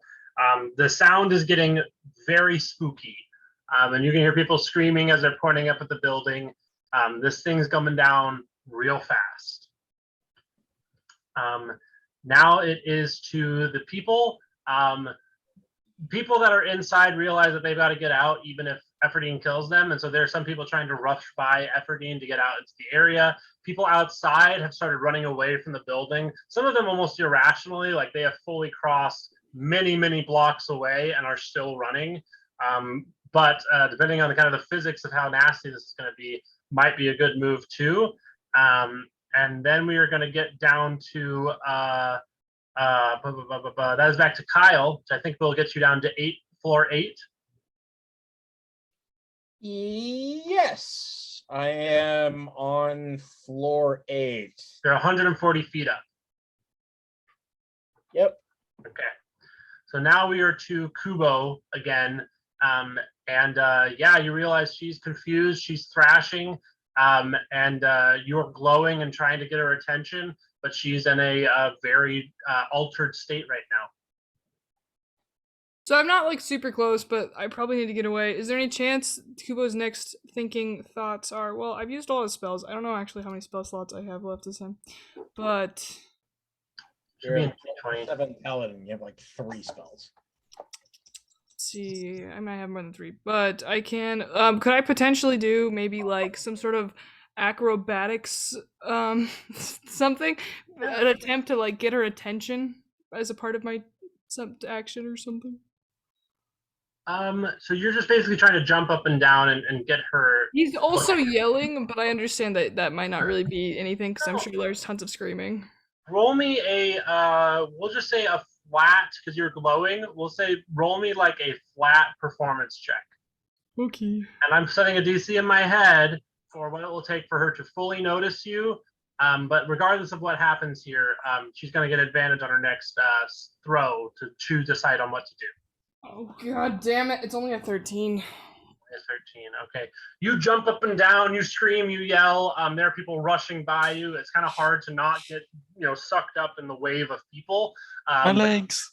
You do not see any direction from Ephrodine as she looks toward you. Okay, do I have any turn left? So that can just be considered an action. You probably still have movement, bonus action. Okay, I would like to movement run back towards Odina, and I want to at least yell. So even if I run out of movement, that's fine. But I'm gonna yell at her, and I'm gonna ask her, can she use her breath weapon to get Ephrodine's attention? Yeah, she still has her turn. Let me see what her breath weapon is. I think it's Greens only have poison. I mean, there's a lot of war crimes happening. If some poison cloud's breath weapon gets There's no used, war crimes happening. There's no wars happening. that's what he wants to think. I'm you, just. You see her rear her head back and shoot poisonous gas into the air.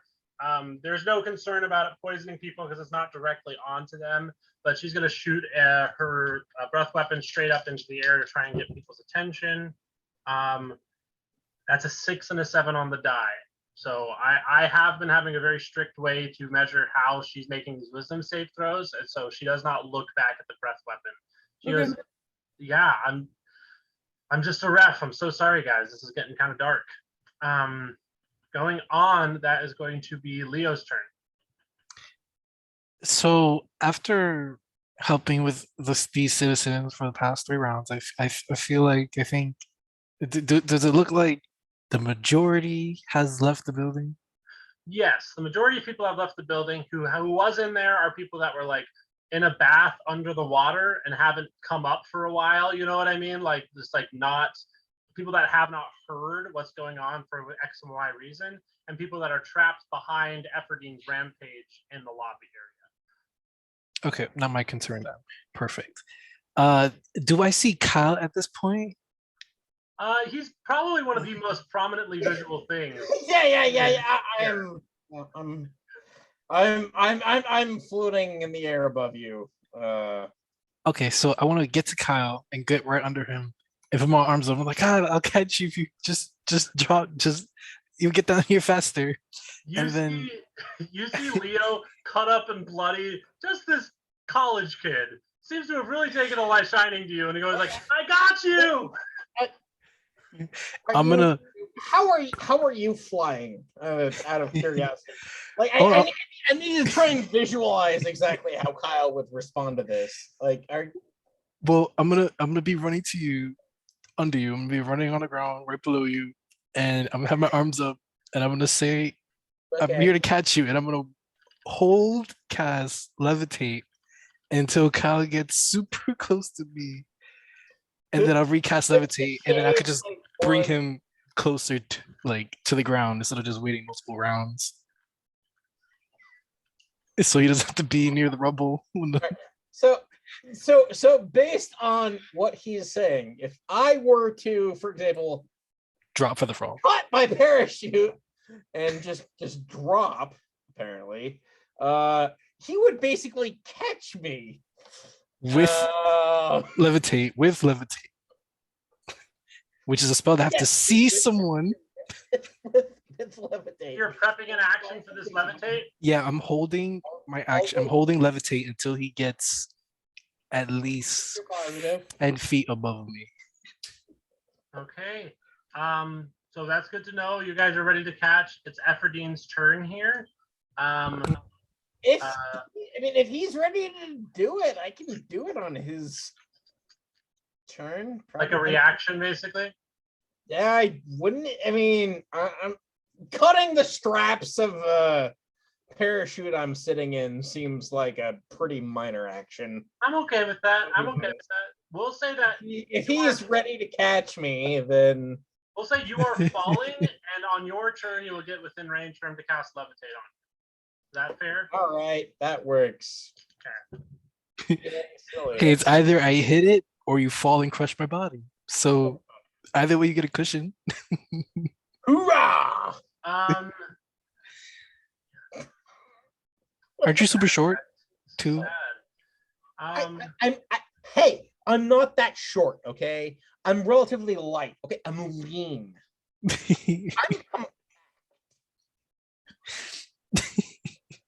I'm Noted. Okay. So he's short. We're all by- dead. Kyle is short by human standards. Yes. Oh, because I'm 5'10". Yeah, Kyle's more like 5'7", 5'8". Oh, you're still big then. Well, yeah, it enables him to like play a woman or male of the elven or female height range persuasion. okay, so here's what's going to happen here, and I'm going to take the reins here, and I want to illustrate how intense and dramatic an action this is, or what actually happens here. All right. Adlaria, Ephrodin, who is inside of the tower, roars, screams out, and shoots ice all over the inside of the building. You see people getting frozen solid. And right at that moment, the chain reaction completes and finishes within a round period of time.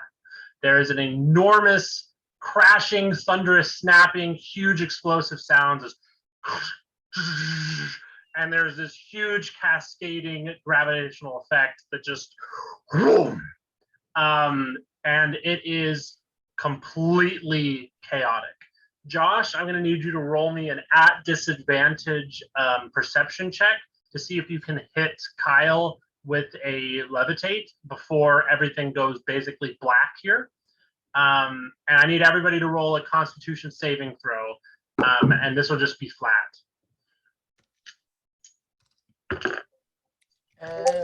Oh, that's a 5 perception. And you said Constitution? One of these days.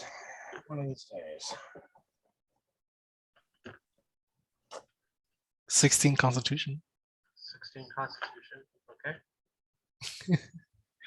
Okay. We're twins again. I also got a 16. Hey. But I dropped Kyle. What'd you get, Kyle? Oh, 12 or 11. Okay. So this explodes. There is dust, debris, just rubble exploding all over the place. This is horrible. This is horrible. Hundreds of people die. Rubble is cast all over the place. I mean, Ephrodin did not clear the building, so it looks like she has passed away as well in the collapsing building. And for a good chunk of time, like the reason why I asked you guys to make Constitution saving throw is just to see if you guys take like damage to the extent where we need to roll death saves. but basically, there is just so much like intense disruption to the space and ground and heat and fire, and like this is a intense moment of chaos. Plenty of people die. I want everybody to take whatever their HP is right now, half that. And so I'm gonna roll some saves for Deza as well as Fuck! Would I also roll a No! disadvantage? Would I also roll a disadvantage because I was already super hurt prior you for the mean Constitution? perception? No, the Constitution. Um, Because I was already so the hurt. perception was to see if you could get Kyle with the levitate and have him blast halfway across the city with this extreme force. But because you missed, he's just gonna dink off the ground a couple times after he hits off the explosion. Yeah. So you aren't able to cast levitate on him, but you are gonna take half your hit points as you're trying to escape. And I meant like the Constitution part. Like, do I get disadvantage on the Constitution because I was already hurt prior? So if you would like to take it, if you would like to. Oh no, go I was just down- asking.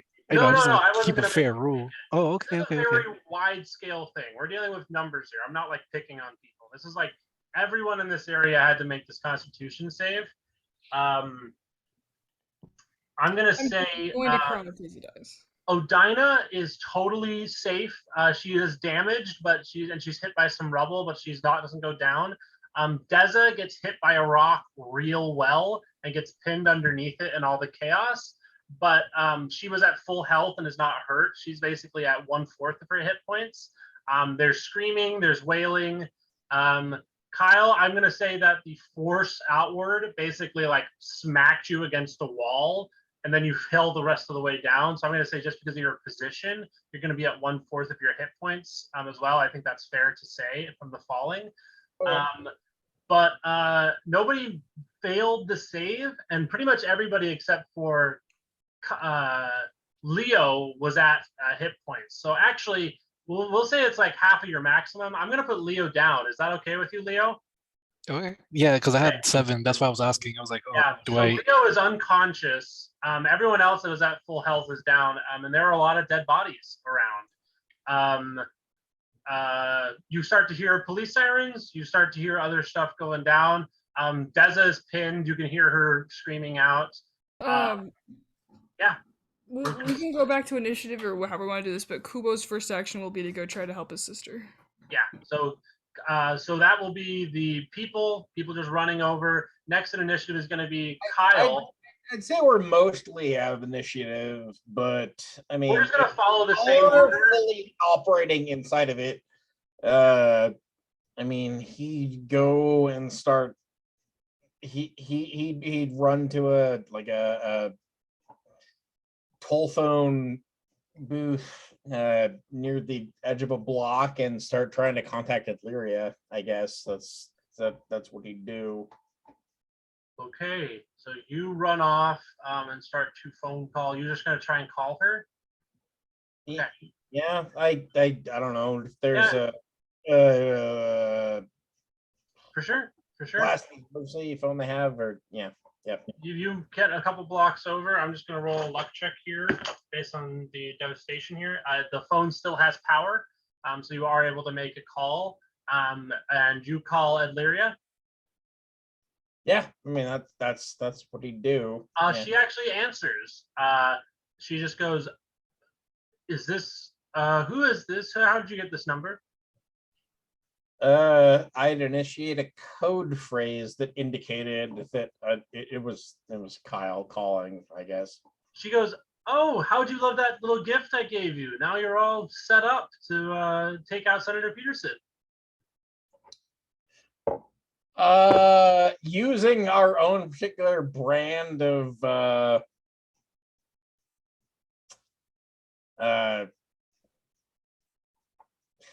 Juice. word I'm looking for. Somebody. Yeah. Like no. Moxie or just communication. Who? No, god damn it. No, our own particular manipulation of information, whatever. I don't know. Calling based on that. I appreciate your joke that you made with Efferden. We need to meet, I guess, basically. I thought I'd laid it out for you pretty clearly with what I told.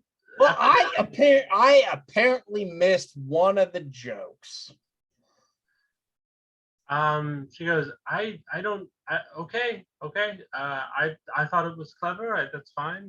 It was very clever. I just, I'm not perfect. Go like, wait, I missed one or two things. I'm so sorry, Kyle. There seems to be a disruption outside. I'm going to have to call you back. Okay.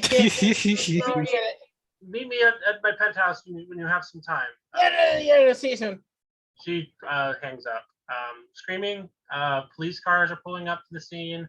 There's starting to be some stretchers pulled out. Going onward, that is going to be Kubo. Yeah, if Odina's okay, I don't know if she's like nearby or not, but Kubo's gonna start trying to free Deza. Yeah, she's going to try and do a check as well. She's too weak. She's pinned at such an awkward angle. Roll me a athletics check to get her out from this rubble. Oh, please. 15? That's enough. You manage to lift up, and she scoots out from underneath the rubble. If she's like damaged at all, I think he was just like, oh my god, like, come here. Let's make out, bro. well, that's my sister, so no. But Kubo's just like, back to this. Let's go back to the circle. The building is still like in the process of collapsing in certain places, and so this is definitely still not a safe place. I think Odina comes back and starts like helping you, get away. You guys are like a full block away from the building now. I'm gonna say you guys are separated from Kyle. Is that fair to say? You guys aren't definitely. Was Leo nearby? Leo was closer to Kyle, so I think the only person who knows is Kyle because never mind. You were trying to get. Never mind. You're right. I mean, wishing you luck with. Never mind. That sounds weird. Good vibes to you guys, but I guess we are split up. So yeah. Now we are back to Leo. Leo, you are unconscious. I need you to make your first death saving throw. Ooh. Is it just a flat roll, right? Just flat. Oh, 15. Okay. 15. Okay, first success. You Easy. You are in, this damned courtroom again. You can't seem to escape it. And the paperwork is just higher and higher and higher. And you see that this time Joe Fiel's with you. It's like, I was going to negotiate for you, man, but this is getting extensive. As she points at the paperwork. And we're going to cut away from that. Now the buildings continues to settle a little bit. People are screaming. There's starting to show up reporters here. Things are starting to relax. And we're starting to get out of initiative order. I think, Kyle, the payphone that you were at rings. Sus. Answer it. I'm not done. Yeah. You immediately hear Larry go, "What the fuck did you do?" She's like looking out her window, like, "The building. What did you do to her horse? What's going on?" This? Why the fuck weren't you at the Why didn't you shoot me at the goddamn pier? I didn't shoot you. You collapsed the building, Kyle. This is different. Yeah, it's a lot less likely to incite a literal fucking riot. I dealt with the fucking Efferden. You dealt with Efferden. What does that mean? Where is she? I don't fucking hopefully under a goddamn pile of rubble. You hear the phone click. She hangs up. Oh my god. She mad. Now it is Kyle, you still have your turn. You picked up the phone, but I'm gonna let you have your turn here. Colin fucking calling at Laria back. At Laria back, yeah. Yep. Okay. It just rings and rings and rings and rings. And well, then I pull a little gizmo out of my pocket and latch it into the phone to trace the source of the call. Yeah, roll me a we'll just call this an Arcana check. This is not a super high DC. Stop calling it an Arcana. What would you prefer to call it? I'll call it I that. don't know. Damn it. Thank you for at least I acknowledging. Science check. I know there's not a good just like science. Arcana science. It would No, just be the I- science check. The I- science check. Josh, shut the fuck up. Nasty. All right. What'd you get? All right. Bill Nye would be proud. He would be proud. That is factual. I mean, he'll be so political in this world. I feel like. But guys, relax. We could build a spaceship.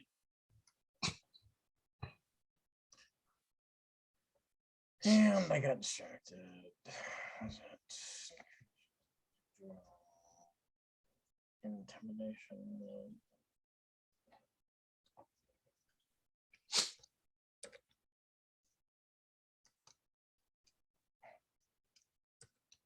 It'd be funny just Effort Dan saves me. She pulls me from the rubble. Okay, so that would have been your Arcana check there. Okay. I guess. Yeah. I don't know. So yeah, you try to get through. Infrastructure is rattled, and you're a little rattled. You just went through an explosion. You're not able to really functionally trace the call. You can tell it was somewhere within the city. Good. Okay. Next is Kubo. I think that we're just still trying to get back to our house. I don't know how far Odina is gonna go with us or not. I think Kubo has definitely invited her. Yeah, I think Odina is sticking with you. She's turned back into human form. She's wrapped herself with just like made herself decent at least a little bit. She's getting more used to transforming back and forth. And you guys are in a car. Deza, manages to get back to your car that's undamaged from the explosion. Okay. You guys are able to start driving away. Depending on how Deza feels, Kubo can drive them. Yeah. Okay. Kubo. She got her like hip crushed a little bit, so Oh she's my God. definitely hurt. So yeah, you drive here as well, and you're going to be able to drive I'm back. sorry. to the Is house. hip crushing a goddamn joke to you? I'm sorry. In the D&D So world, evil. most injuries are a joke. In my defense. In the I mean, D&D unless you lose a limb. Unless you lose a limb. But to keep going, yeah, I think they'll drive back, and then I mean, on the drive, I know that it's like we all just went through a traumatic experience, but I do think that Kubo kind of be like, this might be like my need to cope with trauma with humor, but I do find it funny that like maybe a couple of hours ago I was looking at Fargunkle comics, and then that can be the end of his scene. Yeah. I think the car shares a very stiff laugh. Yeah, forced And I laugh. think Odina says, "Damn Tuesdays, right?" Kubo goes, "Oh my God," and then it's over. Yeah. Now is going to be Leo's turn. I need you to roll another death saving throw, Leo. Easy. I'll get a natural 20. Say less. Say less. An 11, does that count? What are the rules? No, that's 11. It's 10 or up is a success. So yeah, you have two successes now. Yeah, I think in the was it judge room, you see that there seems to be an angel prosecutor and a defendant courtroom. Thanks for laughing at me, Kyle. Thanks. I will. That's fine. You're welcome. But there seems to be an angelic prosecutor and a hellish defender, and they walk into the room and they're going, "Are we scheduled for this time?" They're like, "No, it's a little later. Are we scheduled?" And it looks like they're not clear if you're going to live or die. Going on, that is going to be the people. It looks like they're starting to get an idea of the chaos here. People are getting helped out. Kyle, it is your turn.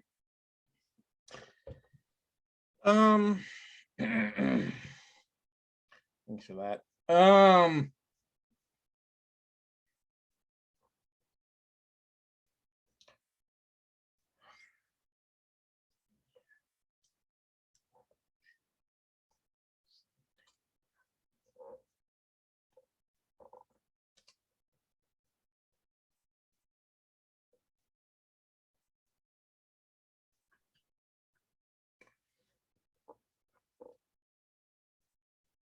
So what exactly has happened with the actual building itself?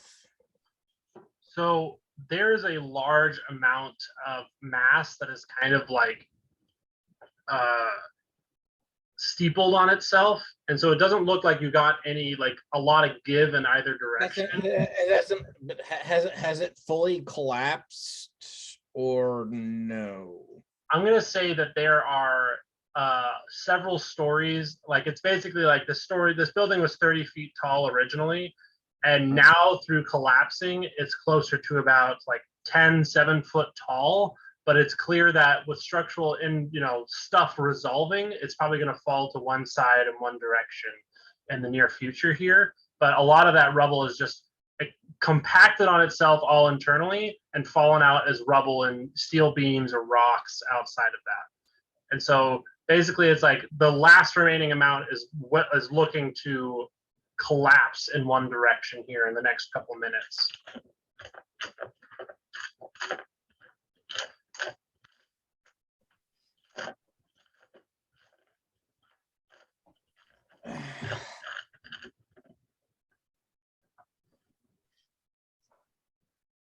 Damn. How does Kyle perceive his general reaction to his attempt at inciting panic, i.e., getting everybody to leave the area? I think in terms of the amount of time that they had to flee, you're probably better than what you would have expected. I think you saved about as much life as is reasonably expected, given that you collapsed the building. But there were still definitely I would say higher than 50 body count, but it would be surprising if it was over 100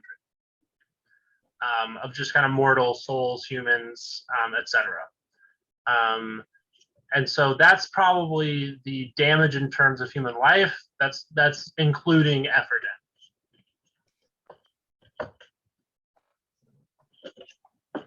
Kyle is going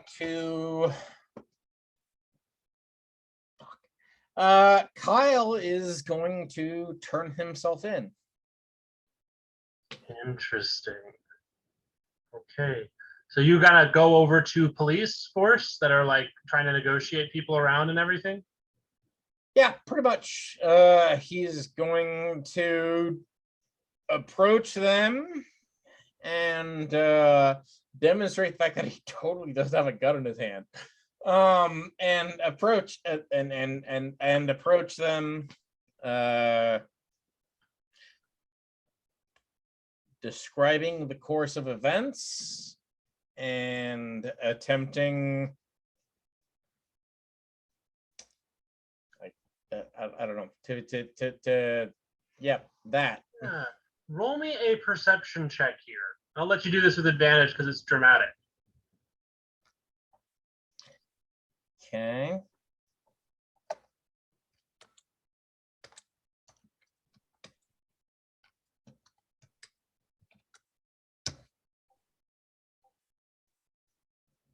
$14.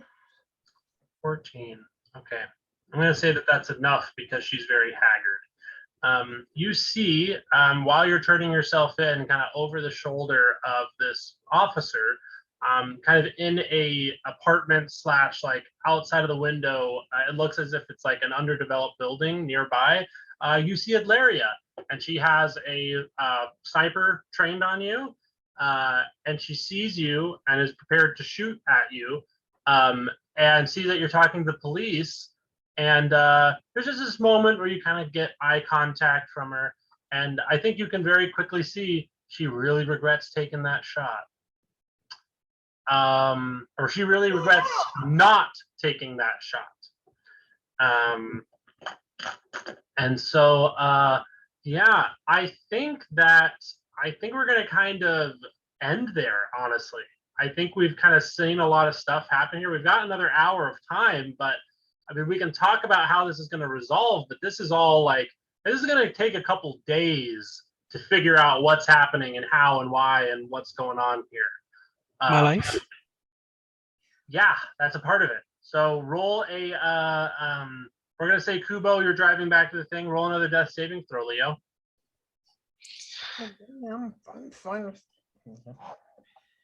It's gonna happen, guys. I live through the power of sheer will. Oh. The people in the courthouse go, no, look, it is right now. Will you please stop trying to change this up? You demons are always trying to rush things. No, look, your kid's about to die. You know, kind of that general arguing. We're just gonna finish this up right here. So roll me another death saving throw, Leo. Okay. Victory. Spaghetti. Victory, spaghetti. Okay, you are stabilized. They go, no, we're postponing the hearing. Get Oh my out. gosh. And they tell them to leave. You go unconscious even in dreaming. You go into dreamless sleep. You are unconscious on the ground here. Sleeping under rocks. Am I suffocating? What? Am I suffocating? I mean, no, you're stable. I'm gonna say that you're one of the lucky people here, kind of being jettisoned out enough while still pinned under rock. You're not safe, but you're also in a place where people are actively trying to make you safe. Dope. We're going to cut away from what's happening at the tower because I think we've kind of explored everything that's going on here, and we're going to cut back. I mean, for now, we're going to talk about what's happening later on, but we're going to cut to Kubo, Deza, Odina, and the butler driving back to the Kradros household. There's no. Yeah, you guys get back to the Kadros household. You are covered in dust and debris and rubble. Deza has a wound that's causing her to limp. Odina's kind of helping her along. And you guys get into the building, and there is general. When you walk in, there's a general feeling like people are packing up. People are getting like the butlers are packing up boxes. Like their rugs are rolled up. Like people are getting ready to move. Okay. I think first of all, real quickly, he's just gonna try to rush Odina and Deza to the garden, to the blood pool, because he knows it'll heal her. Gotcha. That's okay. Yeah. He's keeping he'll circle back to that unless they run into their dad or Ariana. Yeah, you guys run out to the blood pool. You see that your father's resting in it as you come out. He goes, "What the hell is going on here?" As you pull in all these your friends and put them in the blood pool and get in there. I think like very hurriedly, because he's more worried about Deza. He's just like, "Oh, sorry, Odina. Hopefully this isn't too fast. Father, this is Odina. She's really cool. Just kidding. Very good, like a friend. Dad, don't be weird. And then this is Odina. This is my father. He's like the fallen angel. And then he like is splashing at Deza, like, live, damn it." You introduce everybody. You guys all get into the blood pool. He goes, "I've heard on the radio there was a building collapse. Damn engine here. I'm telling you." Were you guys caught up in that? Kyle like went rogue. I honestly don't know. I did not, bro. You're not here. They get to talk to you about you however they like here. He went, "Oh, the guy's a poker player. What are you talking about?" He like brought down Efferdine's building and she's like dead now, and we tried to That is. help people not die, and we became separated. I don't even know what happened to Leo. He stands up at that. The kid's not secured. No. I have no idea. There's so many dead people and rubble, and there's police. We came back because didn't want Daisy to die or me, and I don't kind of know how to go forward. But I do believe that Joe Field is gone. Good. Thanks for coming back and letting me know. I was about to let you guys know that we were duck in town for a while. Bishop Parsley is gonna be making some moves here that I don't like, so I'm getting ready to make some moves. But this is more important right now. We're gonna take care of this crisis first. If there's anything I can help with, Look, I respect Kyle. If he dies, I don't lose any sleep. Leo is critical. Okay? I know, I agree. Oh, Hey, Hey, I know how the character's doing. I love you, Matt. Kyle is expendable. Period. no, I'm not. That's what this is about. Okay, yeah. So give me some time. I'll head out. Can you please put down the finger? I appreciate the gesture. We're not recording this. If It you is would, noted. Okay. Sorry, Um, back to you, Kubo. But yeah, he's just like, yeah. Give me a moment. I'll head back out there. I'll find him tonight. I'll find him. Okay. I'm going to contact Officer Harlow, Police Chief Officer Harlow, and see what he can do. Okay. Um, That's good. Josh, Leo, eventually, we're going to cut back to actually Kyle first and then finish up with Leo. You guys leave there, try and, reconnect with people after this horrible thing happened. Kyle, you admit to the crime and kind of explain what happened. It sounds like you didn't withhold any information. You just told them everything. no, I'm not. Kyle is not going to attempt to restrain himself. He's gonna say what he did and why and the larger overarching reason. And I mean, And that was to kill Efferdine to stop Senator Peterson from doing the no vote. right. Okay. And I think from the way our current the real world has kind of gone since then, it adds extra levels to it, but I mean it's still the same basic concept. yeah. So Pushing- so I think you talk through all of those reasonings and that explanation of stuff. I think it's one of those things where like, dude, we're in the middle of a humanitarian effort. This is not like we're not taking you into custody. Then I think finally like someone high enough realizes like, oh no, this is like an act of self-absolution. This guy's feels bad for doing this. That's what he someone could make that same argument and try and take Kyle into custody, but he still has that same. I mean, he is pushing back against it. He has that feeling coming from Yeah. So complicated feelings. We're just going to leave it there. But you end up in the back of the squad car that's locked as they are doing this humanitarian effort, and you're there for a good chunk of time. Is that fair to say? Yeah, that's fine.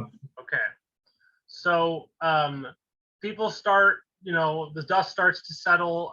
They manage to get some powerful people here that are able to stop the building from collapsing and hurting more people. And so they're able to basically, if you weren't killed in the initial blast, chances are they were able to rescue from the ruggage, the rubbish, like all the fallout and everything. And so a lot of people end up surviving. After their humanitarian efforts to keep everyone alive, the death count ends up being closer to like 25, Efferdine included. And so, but a lot of those people would have died if they weren't getting more additional help. And so Leo is one of those groups. And so Leo, Kyle, you eventually get transferred to like a holding cell while they're still resolving all of these like stuff. You're not at the death row prison, but you are at a prison 2, prison 1, as opposed to prison 4. Yeah. Yep. Yep. And Leo, you wake up at some point in a hospital bed, and it looks like your wounds have been dressed. You're conscious, and they have magically healed you to the point where you are stable. I'm alive. Alive. There's like, has it been like hours, like days? Like, is this like 30 minutes? At first, you don't know, and then you realize it's just been a couple hours. Okay. I guess I'll just rest. I don't want to move. Yeah. You haven't been able to get any hit points back, really. You've just, recovered enough to be awake. I'm going to pitch you at 5 hit points, basically. Not having a chance to rejuvenate your spells. So then I'll rest then and try to recover my strength. You rest. Eventually, somebody comes into the hospital room, and we're gonna probably resolve things here pretty quick. But Kubo, you're driving back to try and get Leo. So you're going back to where hospital stuff was taken care of. You